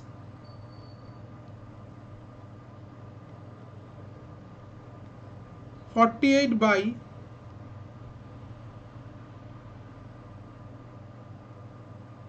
3 + 2 5 और उसी काम को 5/4 टाइम में सी कंप्लीट करता है। दैट इज 5 से 5 करेंगे, 4 1 4 4 2 8 12 डेज में। तो बी उसी काम को 12 डेज में करता है। तो बी का एफिशिएंसी क्या आ जाएगा? 48/12 that is 4 unit per day. अब बोला क्या गया? ए और बी मिलकर उसी काम को कर रहा है 6 डेज में। तो ए और बी मिलकर ए और बी का एफिशिएंसी क्या है? दैट इज 2 + 3 इसी काम को कर रहा है 6 डेज में। That is 5 + 6 that is 30 unit. तो ए और बी मिलकर काम को 30 यूनिट कर रहा है। टोटल वर्क है 48 यूनिट्स। और बचा हुआ काम को सी कर रहा है, रिमेनिंग वर्क सी कंप्लीट कर रहा है। तो रिमेनिंग वर्क कितना है? रिमेनिंग वर्क है that is 48 - 30 18 units. Remaining work है 18 यूनिट। तो रिमेनिंग वर्क को कौन कर रहा है? सी कर रहा है। कितना टाइम में? ये हमको find out, how many days C work did C work. तो सी कितना टाइम में रिमेनिंग वर्क को कंप्लीट करेगा? तो सी का एफिशिएंसी है 4 यूनिट पर डे। तो रिमेनिंग वर्क है 18 यूनिट। सी कितना टाइम में उसको कंप्लीट करेगा? तो नंबर ऑफ डेज रिक्वायर्ड कितना टाइम लगेगा? That is 18/4 2 2 4 2 9 18 that is 9/2 days. तो इसका आंसर आ जाएगा 9/2 डेज। तो इसी उसी काम को कितना टाइम में कंप्लीट करेगा? That is 9/2 days. Option number 3 इसका करेक्ट आंसर है। तो सी उसी काम को कितना टाइम में कंप्लीट कर रहा है? That is 9/2 days. Next question देखते हैं इसके बाद क्या बोला गया है। क्वेश्चन नंबर 27 दिया हुआ है, Veer and Anurag invested ₹X and ₹X + 300 for 2 years respectively. तो वीर X रुपीज़ इन्वेस्ट किया है बिजनेस में 2 साल के लिए और अनुराग ने X + 300 रुपीज़ इन्वेस्ट किया है 2 साल के लिए। Veer invested is money on simple interest at the rate of 10% per annum। तो वीर अपना मनी को इन्वेस्ट किया है सिंपल इंटरेस्ट में 10% सिंपल इंटरेस्ट में, while Anurag invested is money as compound interest at 1/2% per annum। फिर बोला गया अनुराग अपना मनी को इन्वेस्ट किया है 12.1/2% कंपाउंड इंटरेस्ट में। If Anurag got 480 more than Veer as a interest, अगर अनुराग को वीर से 480 रुपीज़ ज़्यादा इंटरेस्ट मिला है, then find the amount invested by Anurag. तो अमाउंट जो find the amount invested by Anurag, तो अनुराग कितने अमाउंट इन्वेस्ट किया है ये हमको फाइंड आउट करना है।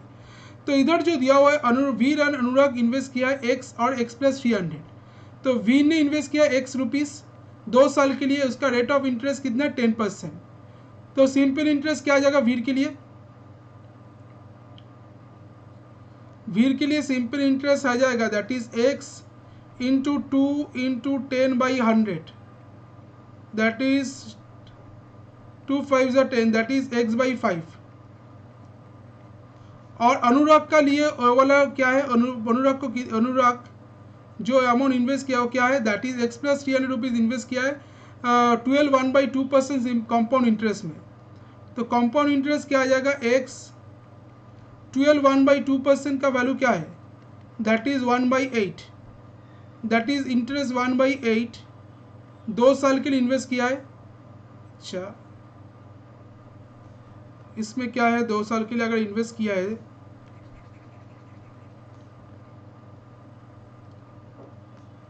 तो इसका 2 गुना कर दो, 2 स्क्वायर कर दो, दैट इज 1/64। तो कंपाउंड इंटरेस्ट कितना आ जाएगा, अच्छा 9 अमाउंट आ जाएगा 9 8, अच्छा ठीक है।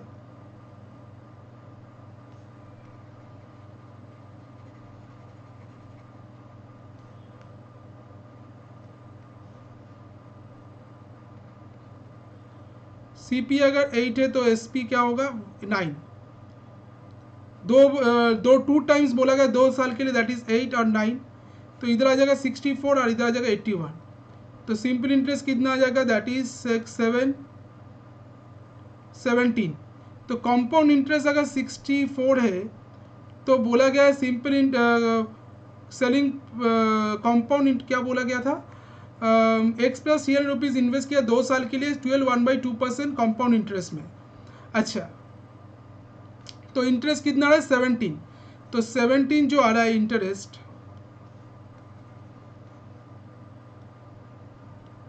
किसके ऊपर आ रहा है, एक्स प्लस 300 के ऊपर। तो एक्स प्लस 300 इंटू क्या होगा 17, कॉस्ट प्राइस कितना है, दैट इज 64, ये वाला आ जाएगा। अब इसको इसका जो डिफरेंस आ रहा है बोला गया 480 है, अनुराग और 480 एंड वीर एज इंटरेस्ट, तो अनुराग को 480 रुपीज़ ज़्यादा मिला है। तो x 17x/64 plus 5100/64 minus x/5, इसका वैल्यू क्या आ रहा है 480। तो इधर आ जाएगा 320, 17x plus 5100 minus 64x equals to 480। तो इधर क्या आ रहा है 17x minus 64x, that is इधर आ रहा है -47x इक्वल्स टू क्या आ रहा है 480 इंटू 320 करेंगे तो क्या आ जाएगा,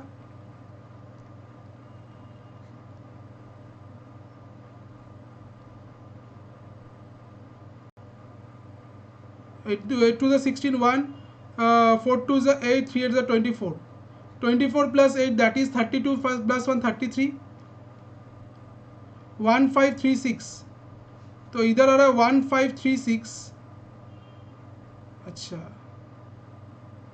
ओह मिस्टेक हो गया कुछ,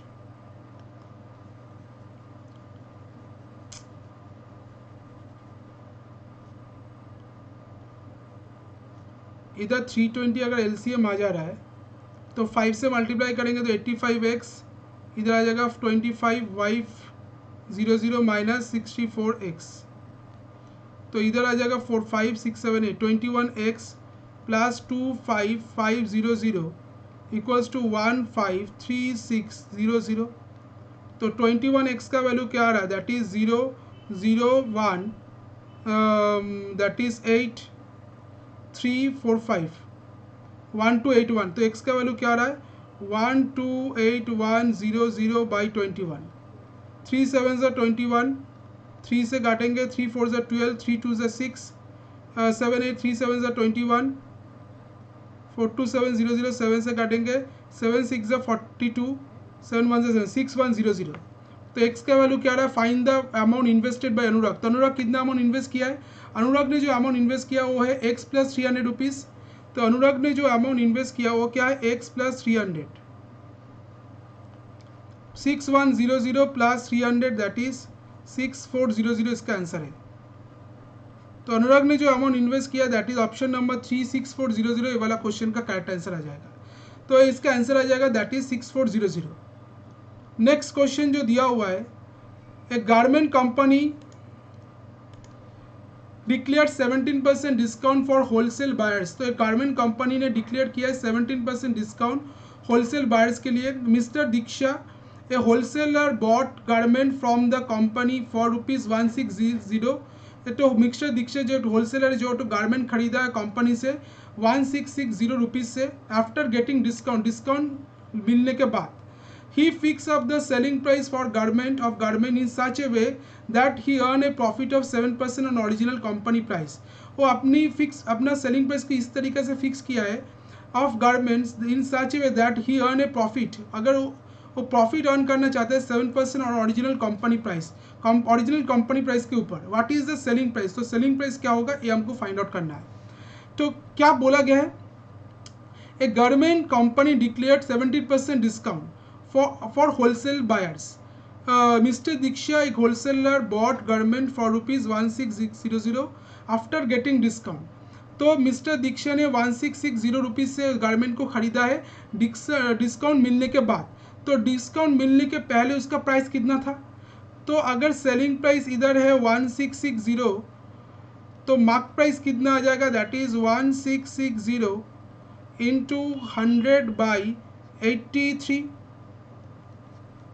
that is 2000। अब he fixed the selling price of a garment in such a way that he earned 7% profit on the original price। तो अपना प्राइस को इस तरीके से फिक्स किया ताकि उसको ओरिजिनल कंपनी प्राइस के ऊपर 7% प्रॉफिट मिले। तो प्रॉफिट मिले, अगर 7% प्रॉफिट मिलेगा तो क्या होगा? कंपनी प्राइस मार्क प्राइस 2000 है, सेलिंग प्राइस 1660 है।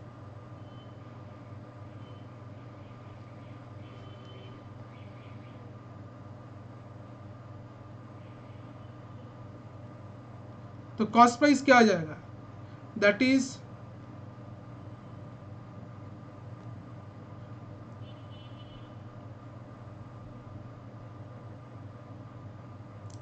कॉस्ट प्राइस आ जाएगा, सेलिंग प्राइस अगर 1660 है तो उसका कॉस्ट प्राइस कितना आ जाएगा? That is 1660। अच्छा, क्या बोला गया है? अच्छा, he fix up the selling price of a garment in such a way that he earn a profit of 7% original price। तो ओरिजिनल प्राइस क्या है? 2000। तो 2000 अगर ओरिजिनल प्राइस है उसके ऊपर 7% ऑफ प्रॉफिट चार्ज किया जब बेचने के टाइम में, तो सेलिंग प्राइस क्या आ जाएगा? 2000 इंटू 107 बाई 100 दैट इज 7 2 14, 2140। तो इसका आंसर आ जाएगा 2140, इसका आंसर है ऑप्शन नंबर बी, इसका करेक्ट आंसर है। तो what is the selling price? That is 2140। Next question जो दिया हुआ है, तो ऑप्शन नंबर बी इसका correct answer 29। A student gets an aggregated of 60% marks in 5 subject in the ratio of 10:9:8:7:6। तो एक तो स्टूडेंट जिसको टोटल सब मार्क्स का 60% मार्क्स मिला है 5 सब्जेक्ट में, और उसका रेशियो बोला गया है जो मार्क्स मिला है वो 10:9:8:7:6 रेशियो में। If the passing marks are 45% of the maximum marks, अगर जो पासिंग मार्क्स है अगर मैक्सिमम मार्क्स का 45% है, and each subject has the same maximum, अगर सेम सब्जेक्ट का मैक्सिमम मार्क्स सेम है, then in how many subject did he pass the examination. तो कितना सब्जेक्ट में वो पास हुआ है ये हमको फाइंड आउट करना है। तो अगर हम देखते हैं 5 सब्जेक्ट है, उसमें एक एक सब्जेक्ट का मैक्सिमम मार्क्स कितना है? मैक्सिमम मार्क्स है मैक्सिमम मार्क्स जो 5 मार्क्स सब्जेक्ट का है वो कितना है?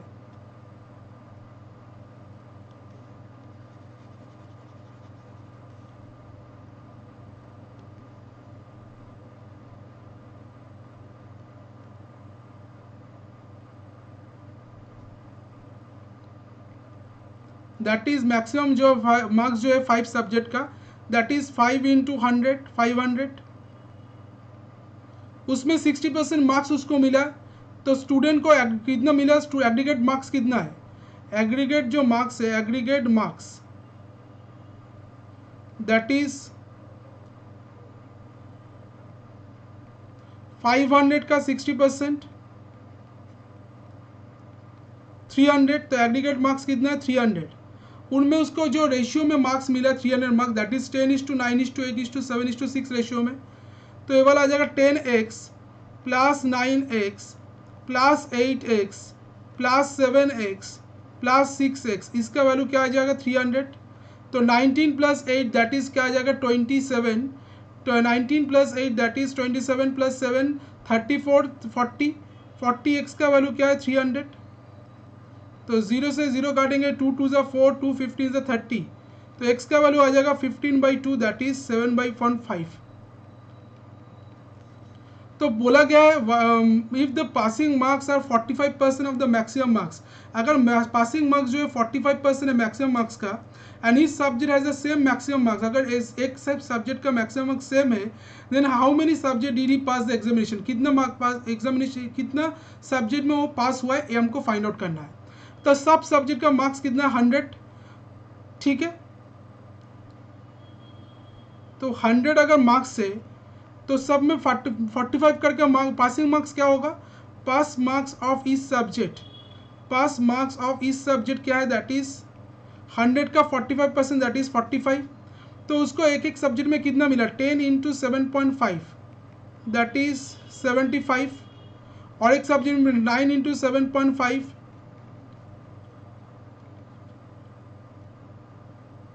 67.5, 8 इंटू 7.5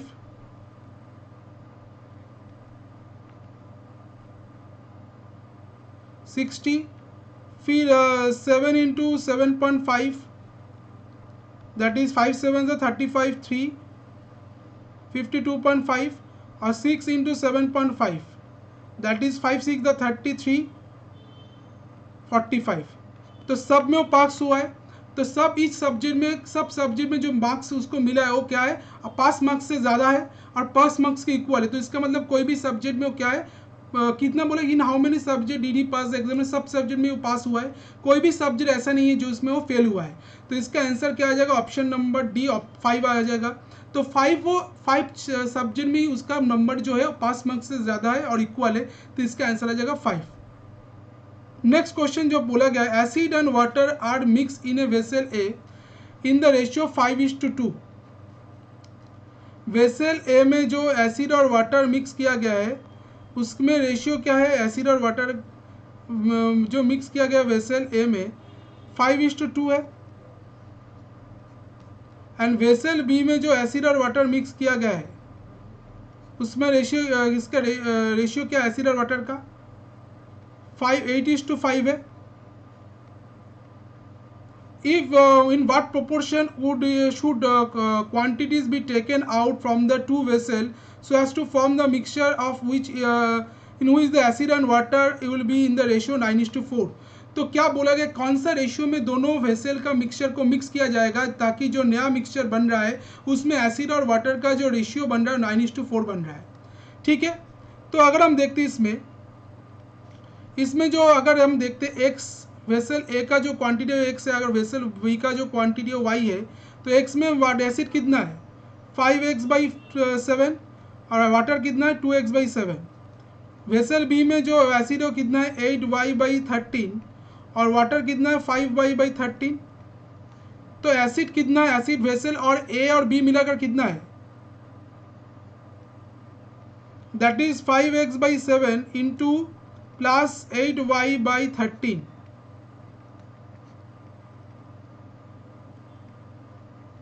प्लस 56y, और वाटर का जो क्वांटिटी हो कितना है, that is 2x/7 plus 5y/13 91, 26x plus 35y। तो इधर दोनों का रेशियो क्या बोल रहा है, दैट इज 9:4 के इक्वल है। तो दोनों का रेशियो जो है 9:4 के इक्वल है। तो इसका मतलब 65x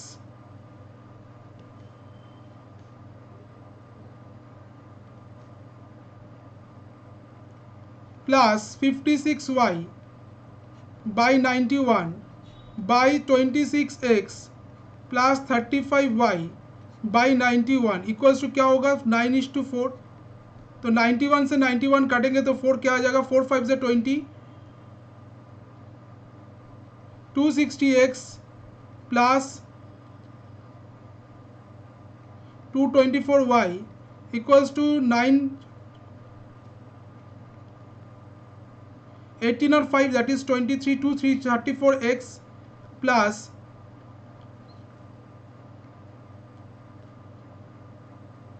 315y। तो इधर आ जाएगा 260x माइनस 234y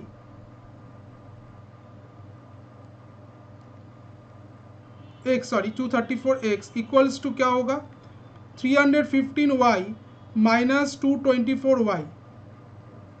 तो इधर आ जाएगा 6 4 5 6 26x इक्वल्स टू क्या आ जाएगा दैट इज 1 2 24 8 9 91y। तो x और y का वैल्यू क्या आ रहा है, x और y का वैल्यू आ रहा है 91/26 7:2। तो ऑप्शन नंबर ए इसका करेक्ट आंसर है, दैट इज 7:2। तो इसका करेक्ट आंसर आ जाएगा option number A 7:2। The area of the circumference of an equilateral triangle is 3 pi centimetre square, find the perimeter of the triangle. तो बोला गया circum to equilateral triangle का circum circle का area बोला गया 3 pi centimetre square. तो इसका triangle का पेरीमीटर क्या होगा। तो अगर इसको हम बनाना चाहे, एक तो सर्कल है,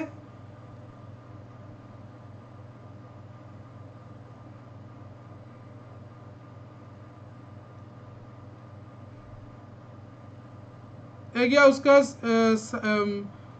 इक्विलेटरल ट्राइंगल, उसका जो एरिया बोला गया दैट इज 3 पाई बोला गया है। तो इक्विलेटरल ट्राइंगल का एरिया का फॉर्मूला क्या होता है, दैट इज √3/4 a स्क्वायर। इसका वैल्यू क्या होगा 3 पाई होगा। अच्छा, सर्कमफेरेंस ऑफ इक्विलेटरल ट्राइंगल, अच्छा the area of a circum circle, the circum circle of area of circum circle का फॉर्मूला, सर्कल का फॉर्मूला क्या है pi are square. Pi are square उसका वैल्यू क्या होगा 3 पाई। पाई पाई काट देंगे तो आर का वैल्यू क्या होगा √3। अब बोला गया है पाई का वैल्यू, आर का वैल्यू अगर √3 है तो इसका मतलब क्या है, आर का वैल्यू √3। अगर इधर से हम देखते हैं जो इक्विलेटरल ट्राइंगल का जो हाइट होता है, ए वाला हाइट है, ए वाला क्या है, ए वाला रेडियस है। तो हाइट क्या है, radius equals to height by 3, height का 1/3 क्या है रेडियस है। तो रेडियस इधर रेडियस अगर √3 है तो हाइट क्या आ जाएगा, height d/3, that is height का वैल्यू आ जाएगा 3√3। अब बोला गया है 3√3 अगर हाइट है तो इसका हाइट का फॉर्मूला क्या है, that is √3/2a, that is 3√3 equals to √3/2a। √3 काटेंगे तो a का वैल्यू आ जाएगा 6। अब पेरीमीटर ऑफ ट्राइंगल क्या आ जाएगा 3a, 3 × 6 दैट इज 18 सेंटीमीटर। तो पेरीमीटर ऑफ ट्राइंगल आ जाएगा 18 centimetre, that is option number C. तो ऑप्शन नंबर सी 18 सेंटीमीटर ए वाला क्वेश्चन का करेक्ट आंसर। तो पेरीमीटर ऑफ ए ट्राइंगल आ जाएगा 18 सेंटीमीटर। ऑप्शन नंबर डी इसका answer, the perimeter of a triangle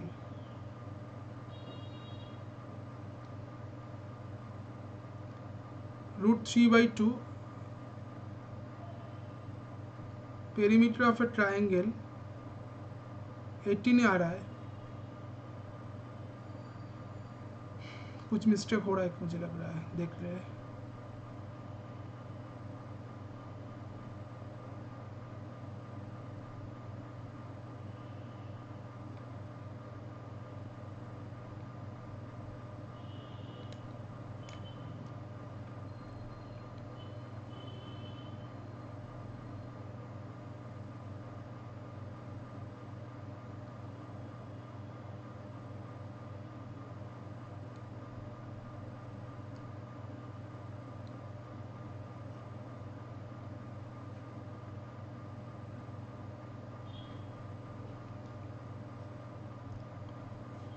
सी इसका आंसर है। इसका आंसर मुझे सी, बट मुझे 6D इधर आंसर दिया और D तो पॉसिबल ही नहीं है।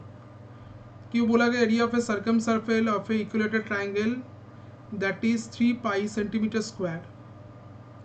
तो 3 पाई अगर होगा that is 3 pi are square R का वैल्यू क्या है? √3। आर का वैल्यू आ जाएगा R equals to height by equilateral triangle का हाइट का 1/3, हाइट आ जाएगा 3√3 18। That is option number C इसका आंसर आ रहा है। ऑप्शन नंबर सी इसका आंसर होगा, that is 18 centimetre. Next question देखते हैं इसके बाद। A boat takes half time in moving a certain distance downstream then upstream. तो एक बोट अपस्ट्रीम में जितना डिस्टेंस कवर करने में जो टाइम लगाता है वो क्या है? वो उसका हाफ टाइम लेता है डाउनस्ट्रीम में जो वो वाला सेम डिस्टेंस को कवर करने में। The ratio of the speed of boat in still water and the current. तो बोट का स्पीड स्टिल वाटर में और करंट का स्पीड का रेशियो क्या बनेगा, ये हमको फाइंड आउट करना है। तो बोट और करंट का जो स्पीड का रेशियो दैट इज बी, अगर हम बोट का स्पीड को स्पीड ऑफ बोट अगर हम बी मान लेते एंड स्पीड ऑफ करंट अगर हम सी मान लेते,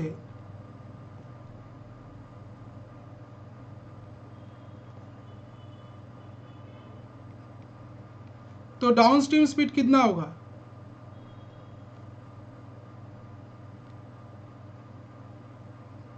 that is B plus C kilometre per hour. और अपस्ट्रीम स्पीड कितना होगा? That is B minus C kilometre per hour. ठीक है। अब बोला गया सर्टेन डिस्टेंस को बोट कवर कर रहा है और डाउनस्ट्रीम में तो a boat takes half the time moving the distance downstream then upstream. तो अपस्ट्रीम में जो टाइम ले रहा है that is B minus C, वो बोला गया है डाउनस्ट्रीम उसका हाफ टाइम ले रहा है डाउनस्ट्रीम में, दैट इज 1/2 इक्वल्स टू क्या होगा? जो डिस्टेंस स्पीड टाइम का वैल्यू फॉर्मूला क्या होता है? Distance by speed. तो डिस्टेंस क्या है? डिस्टेंस हम इधर अगर x मान लेते तो डाउनस्ट्रीम स्पीड आ जाएगा b प्लस सी। तो x काट देंगे दैट इज इधर आ जाएगा 2b, b प्लस सी का वैल्यू आ जाएगा 2b माइनस 2c। तो b minus 2b equals to minus 2c by minus C. तो इधर आ जाएगा minus b equals to minus 3c। तो b का वैल्यू 3c के इक्वल है। अब बोला गया है द स्पीड बोट और करंट का स्पीड का रेशियो क्या है? तो बोट और करंट का जो स्पीड का रेशियो दैट इज 3:1 है। तो इसका आंसर आ जाएगा ऑप्शन नंबर डी 3:1। तो बोट और करंट का स्पीड का जो रेशियो आएगा वो क्या आएगा? 3:1। ये वाला क्वेश्चन का करेक्ट आंसर। नेक्स्ट क्वेश्चन देखते हैं। ऑप्शन नंबर डी इसका करेक्ट आंसर आ गया। Percentage present age of Sunita is 3 times the present age of Neeta. तो नीता बोला गया सुनीता का जो प्रेजेंट एज है वो नीता का प्रेजेंट एज से 3 टाइम्स ज़्यादा, 3 टाइम्स है। 4 years hence twice the age of Sunita. 4 साल बाद जो सुनीता का जो एज होगा twice the age of Sunita, Sunita का एज का जो 2 गुना होगा will be equal to thrice the age of Neeta. तो नीता का एज का 3 गुना का इक्वल होगा। Find the present age of Sunita. तो सुनीता का प्रेजेंट एज क्या है ये हमको फाइंड आउट करना है। तो प्रेजेंट एज ऑफ सुनीता बोला गया 3 टाइम्स है प्रेजेंट एज ऑफ नीता का। तो नीता का एज अगर हम x मान लेते तो सुनीता का एज क्या आ जाएगा? दैट इज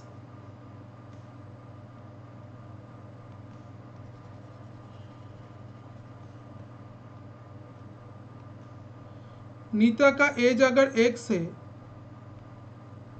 तो सुनीता का एज क्या होगा? सुनीता का एज होगा 3x। 4 year hence twice the age of Sunita. 4 साल बाद जो सुनीता का एज का तो 2 गुना होगा। तो 4 साल बाद सुनीता का एज क्या होगा? 3x + 4 होल 2 किसके इक्वल? Will be equal to thrice the age of Neeta. Neeta के एज का 3 गुना के इक्वल होगा दैट इज 3x। तो 6x + 8 इक्वल्स टू 3x होगा। तो 6x - 3x का वैल्यू क्या है? 8। तो 3x का वैल्यू क्या आ रहा है 8, x का वैल्यू क्या होगा 8/3। What is the present age of Sunita, Sunita का प्रेजेंट एज क्या है, तो सुनीता का प्रेजेंट एज आ जाएगा present age of Sunita that is 3 into 8/3, 8 years।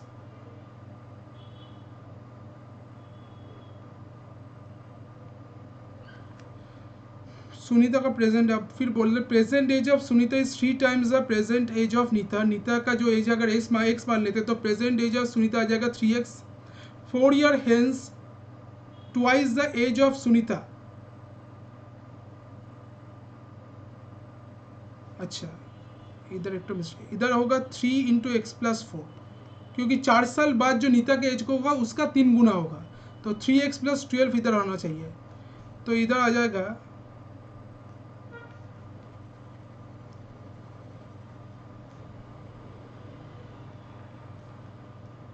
6x - 3x equals to 12 - 8।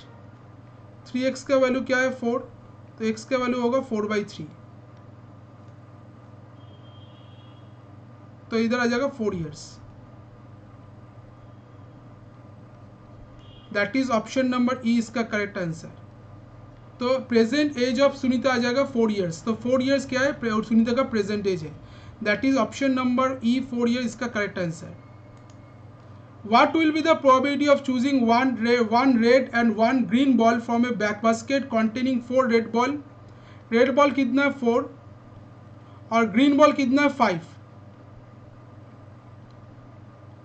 उसमें से अगर 2 बॉल को पिक किया जाए उसका क्या प्रोबेबिलिटी रहेगा, तो इसमें क्या बोला what is the probability of choosing 1 red and 1 green, that is 4c1 into 5c1 divided by क्या है टोटल नंबर ऑफ बॉल कितना है 9, 9c2। ठीक है, तो एक रेड बॉल चूज करने का प्रोबेबिलिटी क्या है 4c1/9c। Total number of ball कितना चूज किया है 2, टोटल नंबर ऑफ बॉल कितना है 9, उनमें से एक रेड बॉल चूज करने का प्रोबेबिलिटी 4c1, एक ग्रीन बॉल चूज करने का प्रोबेबिलिटी 5c1। तो इसको अगर कैलकुलेट करेंगे 4c1 मतलब 4, 5c1 मतलब 5 equals to 9 into 8/2, that is 2 4 = 8, 4 4 से काटेंगे 5/9 इसका करेक्ट आंसर। तो इसका करेक्ट आंसर आ जाएगा ऑप्शन नंबर डी 5/9। तो व्हाट क्या प्रोबेबिलिटी आ रहा है जो चूज करेगा एक ग्रीन बॉल एक रेड बॉल, तो इसका आंसर आ जाएगा 5/9, ऑप्शन नंबर डी इसका करेक्ट आंसर। नेक्स्ट क्वेश्चन जो दिया हुआ है, a shopkeeper marked up the article A at 60% above the cost price. तो शॉपकीपर आर्टिकल ए को मार्क किया है अपने कॉस्ट प्राइस के 60% ऊपर and sold it at a discount of 25%, और उसको बेचा है 25% डिस्काउंट में। Profit made by shopkeeper on article a is ₹475। तो शॉप प्रॉफिट जो बनाया जा रहा है शॉपकीपर ए की by shopkeeper on article A को बेचकर जो शॉपकीपर ने जो प्रॉफिट मेक कर रहा है दैट इज ₹475।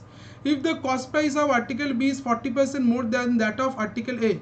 अगर आर्टिकल बी का जो कॉस्ट प्राइस है वो 40% ज़्यादा है आर्टिकल ए से, then and profit on both article is same, अगर दोनों आर्टिकल का प्रॉफिट सेम है then find the selling price of article B. तो आर्टिकल बी का सेलिंग प्राइस क्या होगा ये हमको फाइंड आउट करना है। तो शॉपकीपर जो मार्कअप आर्टिकल बोला गया मार्कअप प्राइस है वो 60% अबव द कॉस्ट प्राइस है। तो कॉस्ट प्राइस को अगर हम 100x मान लेते तो मार्क प्राइस क्या आ जाएगा दैट इज 160x। अब बोला गया उसको बेचा गया है 25% डिस्काउंट में, तो सेलिंग प्राइस क्या है 160x into 75/100,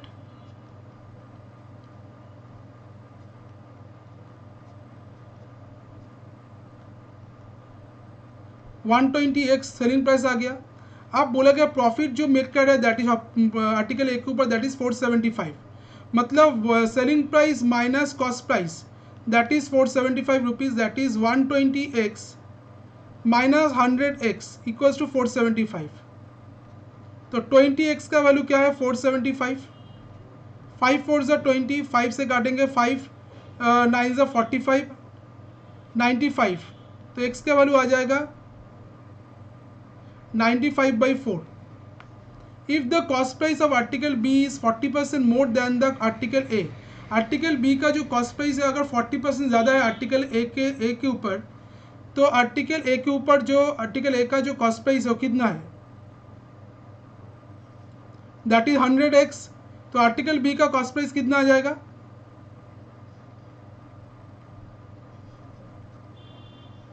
that is 100x into 140/100, 140x। Article B, then cost price of article B is 40% more than the article A. Profit on both the article is same। दोनों article में profit क्या है, same है। इसमें भी profit कितना है 20x, उसमें भी प्रॉफिट कितना आ रहा है 20x ही आ रहा है। तो दोनों केस में अगर प्रॉफिट 20x है तो सेलिंग प्राइस क्या आ जाएगा, that is CP plus P, 140x plus 20x that is 160x selling price है। Then find the selling price of article B. तो आर्टिकल का बी का सेलिंग प्राइस क्या है, दैट इज 160x। तो x का वैल्यू 95/4, तो सेलिंग प्राइस आ जाएगा 160 इंटू 95/4,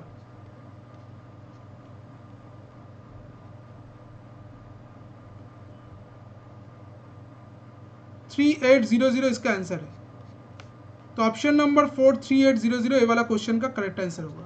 तो then the selling price of article B, article B का सेलिंग प्राइस क्या है, दैट इज 3800 ये वाला क्वेश्चन का करेक्ट आंसर होगा। तो क्या पूछा गया था, आर्टिकल बी का सेलिंग प्राइस, उसका आंसर आ जाएगा 3800। आई होप आपको समझ में आ गया कैसे इसको सॉल्व करना है, किस तरीके से आप ये वाला क्वेश्चन को देखना है। तो 35 क्वेश्चन कंप्लीट है। 35 क्वेश्चन जो हम मॉक पेपर आज डिस्कस किए, जहाँ पर हम जो दोनों तारीख 20 और 21 को जो एग्ज़ाम हुआ है उसका जो कैसे क्वेश्चन आया था उसको एक मॉक पेपर बनाकर उसको आप दिखाए, जो 27 एग्जाम का आपको देने वाले हैं उसके लिए ये वाला एक सेशन बहुत बेनिफिशियल होगा।